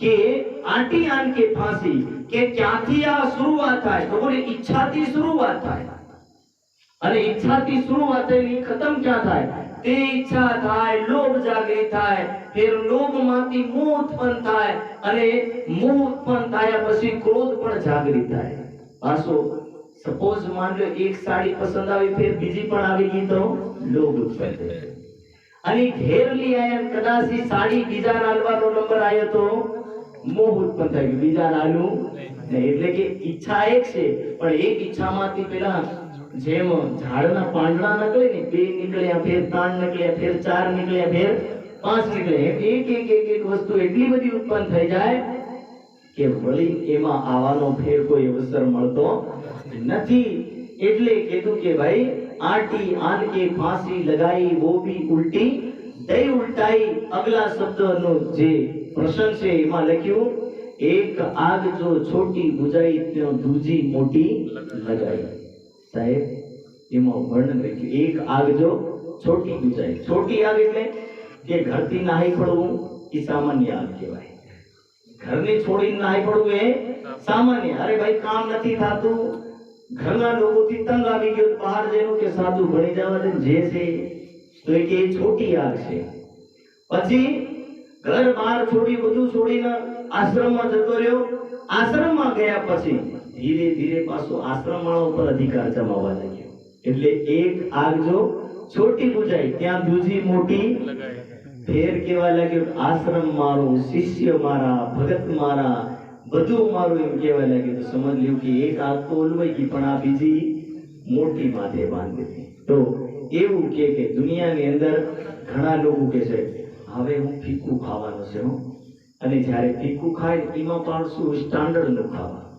ઘણા વસ્ત્રો પહેરે ને તો કે વસ્ત્રોમાં પણ એમાં અલગ અલગ સ્ટાન્ડર્ડના વસ્ત્રો સફેદ વસ્ત્ર પહેરવા પણ એમાં કપડા અલગ અલગ જેમ સફેદ કપડાની વેરાયટી એટલી બધી છે કે તમે एक कपड़ू जे से सफेद कपड़ा में तकरीबन 500 के 600 रुपया નું એક ફૂટ કપડું પડે એમાં પણ ઘણા કપડા પડે એકદમ મખમલ જેવા હવે ઘણા સંતોમાં એવું પણ છે કે કપડા પણ એમાં હાઈ સ્ટાન્ડર્ડ ના પહેરે તો કે આ બધું કેવું કે એક આગ જો છોટી બુજાઈ ત્યાં દૂજી મોટી લગાઈ સાહેબ ચર્ચા થઈ અને જ્યારે ચર્ચા થઈ ત્યારે આ ચર્ચાનો ભાવ ક્યાં ઉતર્યો સીધો ચિંતામણીજીની અંદર ઉતર્યો અને ચિંતામણીજીની અંદર ઉતર્યો એટલે ચિંતામણીજી સમજી ગયો કે ભલે આ બ્રહ્મ જ્ઞાનનું કિરંતન ઉતર્યું પણ આ કિરંતનનો ભાવ તો મારા માટે છે મારી ઉપર ઘટે છે ત્યારે ચિંતામણીજી મહારાજ ભરી સભામાં ઊભા થઈને કહેવા લાગ્યા કે ઓ ભાઈ क्या कहा अब मारो काले कुत्ते को लाठी सिर ऊपर केवा लगा अहंकार रूपी अज्ञान रूपी इस काले कुत्ते को ज्ञान रूपी लाठी से इसको खत्म कर दो ज्ञान से इसको खत्म करो और ज्ञान को मेरे हृदय में बिठाओ त्यारे सिरजी साहब શું કહે છે शाबाश चिंतामणि कहने लगे कि तुमने अपनी बात स्वीकार कर ली शाबाश चिंतामणि यही है कि जे दिवसથી સત્યની ઓળખ થઈ જાય તે દિવસથી સત્યને અપનાવી લેવું જે દિવસથી એ ખબર પડે કે આ અસત્ય છે તે દિવસથી અસત્યને છોડ દેવું એ ભક્તિનો માર્ગ છે પણ અસત્યને સત્ય માનીને વર્ષો સુધી ઝેલવું એ સત્ય કહેવાય નહીં એટલે ત્યારે શ્રીજી સાહેબ એમને સરાહ્યા અને ત્યાં સાહેબ એમને તારતમ મંત્ર આપ્યો અને તારતમ મંત્રમાં શું આપ્યું તો એમાં વર્ણન લખ્યું છે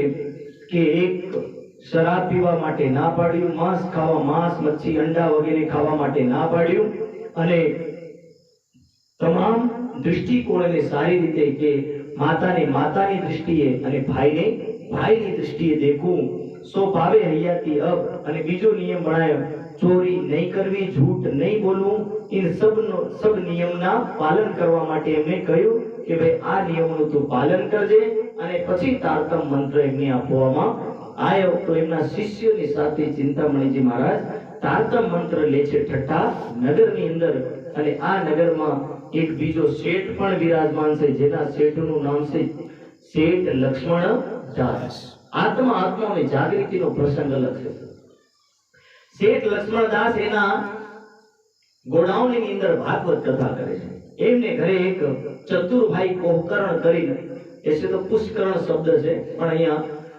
તળપદા શબ્દોની જેમ કઈ ઘણા શબ્દ આમ ગામના બોલાતા એ શબ્દ પણ પ્રયોગ કરવામાં આયા છે. તો એમ પુષ્કરણ શબ્દ છે. બ્રાહ્મણ વ્યક્તિ છે એને ચતુરભાઈ પુષ્કરણ કરીને બ્રાહ્મણ વ્યક્તિ દૂધનો વેપાર કરે છે. દૂધ આમથી તેમ બીજાને ફળિયામાં આપવા જવાનું, બધી જગ્યાએ આપવા જવાનું. તો એ શેઠ લક્ષ્મણદાસના ગોડાઉનમાં એમને ઘરે પણ દૂધ આપવા જાય, અને જ્યારે દૂધ આપવા જાય ત્યારે ભાગવત કથા પણ ત્યાંથી સવારે સાંભળીને નીકળે છે. એક દિવસ ભાગવત કથા સાંભળીને જ્યારે નીકળ્યા ત્યારે શેઠને પૂછ્યું કે શેઠ, તમે કહો છો બ્રજ અને રાસ અખંડ છે, તો એ અખંડ કઈ જગ્યાએ? ધરતી ઉપર અખંડ છે કે ધરતીથી બહાર અખંડ છે? ત્યારે શેઠ લક્ષ્મણદાસ એ સવાલનો જવાબ આપી શકતા નથી. અને જ્યારે નથી આપી શક્યા ત્યારે શેઠ લક્ષ્મણદાસ એને પૂછે છે કે હે ચતુરભાઈ, ઈ બતાવો કે આ સવાલ તમે ક્યાંથી સમજીને આયા? ત્યારે કહેવા લાગ્યા કે ત્યાં કોઈ શ્રીજી સાહેબ કરીને કોઈ મહાસંત પધાર્યા, એ સંત ત્રિધા લીલાનું બ્રહ્મવાણીનું વર્ણન કરે છે અને ભગવાન શ્રી કૃષ્ણની લીલાનું વર્ણન કરીને બતાવે, એવો સંત અહીંયા પારની વસ્તુનું વર્ણન કરે છે. ત્યારે કે મને લઈ જશો? તો કે લઈ જાઉં, પણ ત્યાં આજ્ઞા વગર લઈ જવાય નહીં. તો કે એમની અનુમતિ જોઈએ. તો કે કઈ નહીં, તમે પૂછીને આવજો.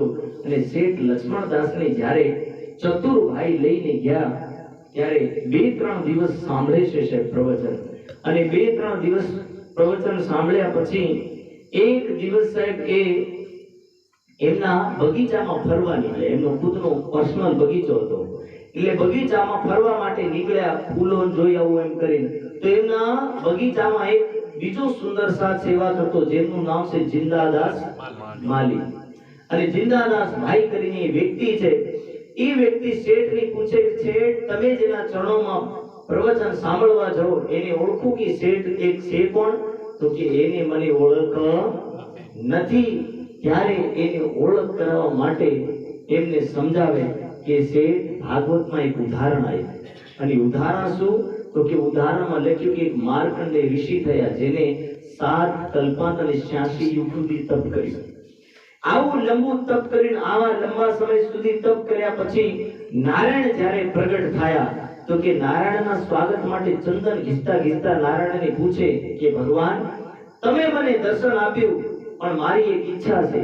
તો બોલ, બોલે શું જોઈએ તારે? તો કે હું તમારા ચરણોમાં પણ રહું અને માયા પણ દેખી શકું, એવું કંઈક તમે કરો, એવું આપણું ગોઠવો. ત્યારે ભગવાન કહેવા લાગે, બિલકુલ બોલે ગોઠવી આપીશું. તમે મારા ચરણોમાં પણ રહો, માયા પણ જોઈ શકો. શેઠ કર્યું. શેઠ કરીને નારાયણે બોલે માયાનો પડદો નાખ્યો, અને પડદાની અંદર એમને એવું લાગ્યું કે એક ઝટકો આવ્યો, તુફાન આવ્યું. તુફાનની અંદર ભાગવતમાં 2 પ્રસંગ છે. એક બાળકનો પ્રસંગ છે, નારીનો પણ પ્રસંગ છે. તો કે એક તુફાન આવ્યું, તુફાનની અંદર માર્કંડેય ઋષિ સ્ત્રીનું રૂપ લઈ લે છે, અને સ્ત્રીનું રૂપ લઈને નંદ દડંગ નદીમાં બહતા બહતા જાય. અને બહતા આ બાઈને કોણ કાઢે છે? માર્કંડેય ઋષિને એક ધોબી કાઢે છે. એક ધોબી કાઢીને પૂછે કે બાઈ, તમારું નામ શું? તો જે બેન હતા માર્કંડેય ઋષિ હતા, એ કે મને ખબર. ક્યાંથી આયા? તો કે એ પણ ખબર નથી. તમારી માતા પિતા કોણ? તો કે એ પણ ખબર. ધોબી કે હું અનાથ અને તમે અનાથ, આપણે બંને અનાથ થઈને શાદી કરી. અને સાહેબ બંને મળીને શાદી કરી. શાદી કર્યા પછી સાહેબ જીવનનું તંત્ર છે. ધોબી છે એટલે આખો દિવસ કપડા ધોવા સિવાય બીજો કોઈ ધંધો છે. બંને મળીને 1 વર્ષ સુધી બરોબર કપડા ધોયા, કપડાનો વેપાર ચાલ્યો, બરોબર ચાલ્યું. 1 વર્ષ પછી છોકરું થયું છે, એટલે ધોબણનું કાર્ય વધી. કોણ? માર્કંડેય ઋષિ. એનું કામ વધ્યું ને એનું કામ વધ્યું એટલે ધીરે ધીરે ધોબણના કામમાં વધારો થતો ગયો. હવે કપડા ધોવા જાય, બાળકને સંભાળે. તો પણ એક છોકરા પછી ઘણું બધું કામ કરવા લાગ્યો. પણ ધીરે ધીરે 2-3-4 વર્ષની અંદર છોકરા 2 થી 3 થઈ ગયા. અને 2 થી 3 છોકરા થયા એટલે એક દૂધ પીવા માટે રડે, એક કૂવા માટે રડે, એક રમવા માટે રડે. ધોબણ બિચારીના છોકરાથી બીજું કામ કઈ કરી શકતી નથી. ઈ એના છોકરામાં જ ઉલઝીત રહી જાય. અને ધોબી ધોઈ કપડા હાંજ સુધી ઢેર કપડા ભેગા કરી દે અને ઘરે જે કપડા મૂકી જાય એ પણ સુખાવાના ઠેકાણા પડતા નથી. એટલા કપડા ભેગા થઈ જાય કે ધોબણ કેટલા કપડા સૂકવે તો કે સાંજ સુધી यदि કપડા નહીં સૂકે તો આખા દિવસનો થાકેલો ધોઈને ધોબી સાંજે ધોવણ નહીં આવે, ધોબી આને ધોબણ નહીં આવે પણ ધોવે. એટલે હરોજ ધોબણ બિચારી માર ખાય કે હરોજ આખો દિવસ કપડા ધોવે ને સાંજે તો માર ખાય. ધોબણ બિચારી કંટાળી એટલે ધોબણ ની લાગ્યું કે આની કરતા તો મરી જાવું હારું, હરોજ માર ખાવી. એવું કેમ હતા? જેનું પિયર હોય જતા રહે છે. આ બેનું તો પિયર નથી એટલે જાય ગઈ. મહારાજ એક અર્જુનજી મહારાજ એક વાત છે, બોલે ભાઈ વિસાય ને તો ફરી આમ ફરી પાછો આવતો રહે, પણ બેન વિસાય ને સીધી કઈ જતી રહે, માયકે જતી રહે. એટલે આ ધોબણ ની કઈ જવાય ભાઈ જેવી કહાણી થઈ. જાય તો જાય કઈ ફળિયા ને ઘાટ સુધી જાય, બાકી પાછી વળીને આતી રહે. જાય ક્યાં? એટલે પરેશાન થયેલી બાઈ એક દિવસ વિચાર કર્યો મરી જાવું છે, મારે જીવવું નથી. ઈ મરવા માટે ફાંસો લટકાયો, મોકળે ને ફાંસો લટકાવી આવો ઈ ગળામણું પહેરવાની જ હતી. એટલામાં એક સાધુ આવે કે ભગવતી ભિક્ષામ દેહી, કે માતા ભિક્ષા આપો. આ ભિક્ષાનો શબ્દ સાંભળીને કે મરતી પુણ્ય કરતી જાઉં, કદાચ સારો જન્મ બીજો મળી જાય. એટલે પુણ્ય કરવા માટે થોડાક રૂપિયા ને બધું ભોજન એવું ખાવાનું લઈને બહાર નીકળી. સાધુ બડો ખતરનાક. સાધુ કેવા લાગ્યો કે માતા કથા સંભળાયા વગર હું ભોજન કરતો નથી, દક્ષિણા લેતો નથી, હું ભોજન કરતો. ફસાઈ માતા. એટલે કે મહારાજ મારું મુહૂર્ત નીકળી ગયો, તમે આ દક્ષિણા લીધો ના ભોજન લીધો જો. કે ના બોલે જ્યાં સુધી હું કથા સંભળાવું નહીં ત્યાં સુધી હું નહીં ખાઉં નહીં રૂપિયા દક્ષિણા પણ લેતો નથી. સાહેબ સમય થાતો રહ્યો. ધોબણ રસાકસીમાં આવી. ધોબણ અંતમાં તંગ આવે કે મહારાજ તમે સંભળાવતો, જી સંભળાવવા માંગો એ સંભળાવો, પણ સંભળાવજો. એટલે સંભળાવવા બેઠા ત્યારે એ નારાયણ સાહેબ સાધુનું રૂપ ધારણ કરીને આવ્યો. નારાયણ કથા સંભળાવે કેવા લાગ્યો કે એક માર્કંડે ઋષિ હતો. કહાની પાસે રિપીટ કરી. એક માર્કંડે ઋષિ હતો અને માર્કંડે ઋષિએ 7 કલ્પાન 86 યુગ તપ કર્યું અને તપ કર્યા પછી નારાયણ પ્રગટ થયો અને નારાયણના સ્વાગત માટે ચંદન ઘીસતો નારાયણને કહ્યું કે હે નારાયણ, આપ મને માયા પણ દેખાડો અને તમારા ચરણોમાં પણ રાખો. અને ઈ નારાયણની માયા દેખાડવા માટે નારાયણે એક માયાજાળ રચીને માયાજાળમાં એક બાઈની નંગ ધડંગ નદીમાં ભક્તિ કરી. એટલામાં ઓલી બાઈ કેવા લાગી મહારાજ રેવા દો. ઈ બાઈ બીજી કોઈ નહીં, ઈ બાઈ હું છું. તમે આ કહાની વધારે આગળ કહેતા નહીં. તો માર્કંડે ઋષિને એનું આત્માનું જ્ઞાન થયું અને માયાજાળ પૂરી ખતમ કરી. એક માયાજાળ બનાવી ખાલી સમજવા માટે. એવી રીતે જિંદાદાસ માલી શેઠ લક્ષ્મણદાસને સમજાવે. શેઠ લક્ષ્મણદાસ, આપણે તમામ આત્માઓ પરમાત્માના ચરણોમાં બેઠા. ક્યાં બેઠા? પરમ ધામમાં. ક્યાં બેઠા? મૂલ.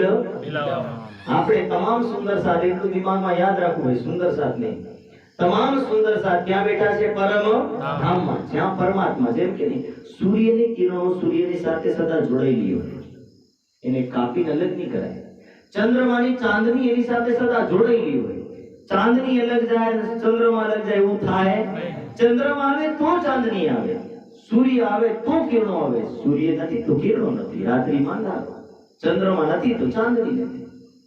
એવી રીતે પરમાત્મા છે તો આત્માઓ છે, આત્માઓ છે તો પરમાત્મા છે. આ બંનેનું એક અસ્પરસ છે. એટલે તો દુનિયામાં તો કે દુનિયામાં 2 શબ્દ સમજવા જેવા, આત્મા સો પરમાત્મા. શું સમજવા જેવું? આત્મા સો. આખી દુનિયાનું તમને ભલે જ્ઞાન નહીં થાય કઈ વાંધો નહીં, પણ આ 2 શબ્દ શીખી લીધા, આત્મા સો પરમાત્મા. એ 2 શબ્દ શીખી લીધા તો સમજ લેવું ઘણું બધું શીખ્યું. અને આ 2 શબ્દ યુગોથી ચાલતા આવ્યા. અને યુગોથી કેમ ચાલતા આવ્યા?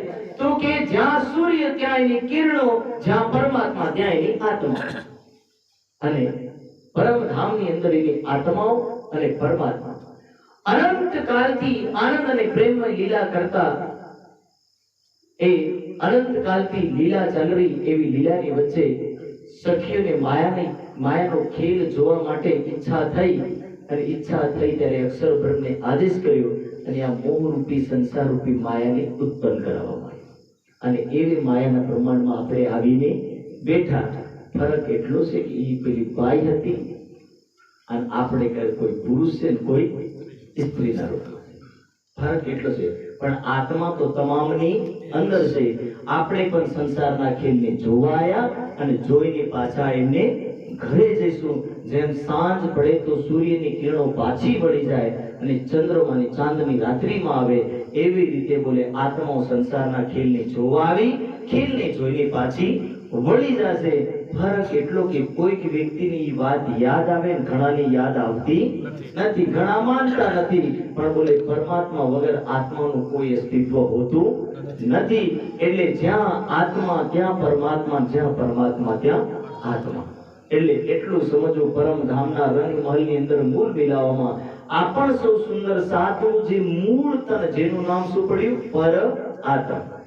ઈ પર આત્મ આપણું નૂરી શરીર છે. નૂરી એટલે કે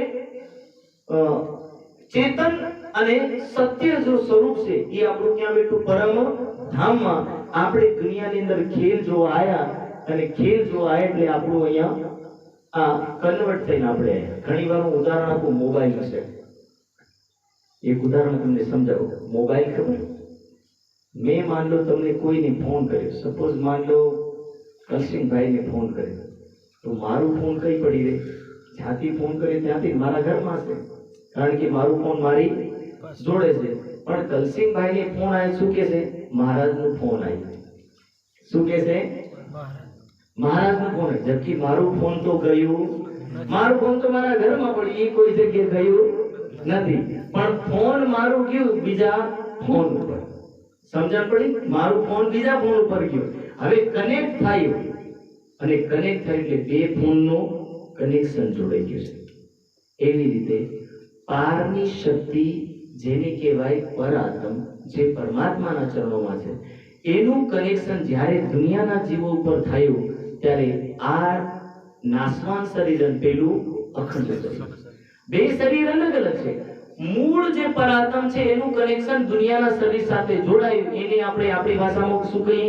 સુરતા સ્વરૂપે આયા જગતમાં, કે સુરતાના સ્વરૂપમાં આપણે સંસારમાં પધાર્યા અને સંસારનો ખેલ જોઈએ, અને ઈ કનેક્શન જોડાયું તો આનું પણ જ્ઞાન, તાનું પણ જ્ઞાન, બે તરફનું જ્ઞાન થઈ ગયું ને. હવે કલસિંહભાઈને મારી વાત ખબર પડી ને કલસિંહભાઈની વાત મને ખબર પડી, એટલે બે જગ્યાની વાત અમને અરસપરસ ખબર પડી. એટલે પર આત્મની આત્માની ખબર પડે અને આત્માની પર આત્મની ખબર પડે. આ અરસપરસ થઈ ગયું. એટલે કે સંસારના ખેલને સમજવા માટે આ માર્કંડેય ઋષિનું જે ઉદાહરણ આપવામાં આવ્યું કે તમે આ દુનિયામાં ભલે પધાર્યા, અત્યારે આપણે ક્યાં બેઠા? વાંગીવડમાં બેઠા, પણ આપણું મૂળ તન ક્યાં બેઠું? પરમ ધામમાં બેઠું. પરમ ધામની અંદર આપણું અસલી શરીર બેઠું, પણ નકલી દુનિયાનું જે શરીર છે આપણે વાંગીવડની અંદર બેઠું. પણ કોઈકને એવો વિશ્વાસ આવે તો કે મારું ઉપર છે કે આધારને તો વિશ્વાસ જ નહીં હોય, છે કે નહીં, એટલે ઘણા વિશ્વાસ પણ નહીં કરી શકે. પણ આત્મસ્થ રૂપથી આપણે જેમ માણસ સપનું દેખતો હોય, શરીર ઉઠી નહીં જાય, પણ સપનામાં પણ અનેક રૂપો ધારણ કરી લે. દેખ્યું તમે ઘણી વાર રાત્રિમાં સપનું આવે તો માણસ ના જાણે કેટલા રૂપો ધારણ કરે, અને એ અનેક રૂપો ધારણ કરીને જીવન જીવતો હોય, પણ અસલી શરીર ક્યાં પડી રહે? ખાટલા ઉપર પડી રહે. એવી રીતે અસલી શરીર અમારું ક્યાં પડી? પરમ ધામમાં, જેની ચેતન શરીર કહેવામાં આવે. અને આ દુનિયાનું શરીર ક્યાં પડી? દુનિયાની અંદર, આ સપનાના બ્રહ્માંડની અંદર આપણે રહી રહ્યા. આપણી આત્મા પરમ ધામમાં રહી. એટલે રાજી મહારાજે કીધું, ચલો ચલો રે સાથ આપન જઈએ ધામ. મૂળ વતન ધનીએ બતાયા જીત શ્યામાજી શ્યામ, કે જ્યાં શ્યામા મારણે શ્યામ પરમાત્મા સ્વયં વિરાજમાન છે, જ્યાં આપણું મૂળ તન વિરાજમાન છે. હે સુંદર સાથ, આપણે પરમધામ જઈએ અને આ સંસારના ખેલને આપણે જોવા માટે આયા, અને આ ખેલને જોઈને પાછા વળીએ. પણ સંસાર એવો મીઠો લાગવા લાગ્યો કે આ ખેલને છોડવાની ઈચ્છા થતી નથી. એટલે આજનો આ પ્રસંગ ઠઠ્ઠા નગરનો પ્રસંગ, એમ તો આ એક કહાની છે, પણ હર મનુષ્યની સાથે જોડેલી એક કહાની છે, અને આત્માઓ સાથે જોડેલી એક કહાની છે. એટલે આજના પ્રસંગની અનુસાર તમામ સુંદર સાધ માટે કે આપણે કોઈ હાંડી કે કોઈ દાહોદના શરીરમાં આયા છે, પણ અસલી આપણું મૂળ ઘર પરમ ધામ છે. તમામ સુંદર સાધ મૂળ ઘરની ઓળખ કરે, પરમ ધામની ઓળખ કરે, આત્માની પરમાત્માની ઓળખ કરે અને ખુદના ઘરની ઓળખી અને અહીંયાના ઘરની પણ સંભાળો અને ત્યાંના ઘરની પણ સંભાળો. બંને તરફ એવું નહીં કે ભાઈ સંસાર છોડી બસ ભાગવા લાગો. आया सो संसार में तो संसार का पूरा ना अधूरा छोड़ के उसको भागो, पूरा आनंद लो, पर ऊपर वाला ने पण भूलो मत. बस એટલી ભક્તિનું જ્ઞાન છે અને એ ભક્તિના જ્ઞાનને જે સમજી ગયો, સમજ લેવું ને બધું સમજી લીધું. અને આવી રીતે સાહેબ ये ठट्ठानगर की बीतक है. હવે શ્રીજી સાહેબ ત્યાંથી પધારે છે મસ્કત બંદર અને મસ્કત બંદર થી સીધા ક્યાં જાય છે? મસ્કત બંદર ની અંદર માવજીભાઈની જાગૃતિ થાય અને હવે ત્યાંથી પધારશે અબાસી બંદર. તો કાલની બીતક આવશે અબાસી બંદર થી. બોલો શ્રી પ્રાણનાથ પ્યારે કી જય. ચોપાઈ દઉં. श्री महामती कहे साथजी, श्री महामती कहे साथजी, ये ठट्ठे की बीतक, ठट्ठे की बीतक, अब कहो मस्कत की, अब कहो मस्कत की, जो आज्ञा है हक, जो आज्ञा है हक, जो आज्ञा है हक.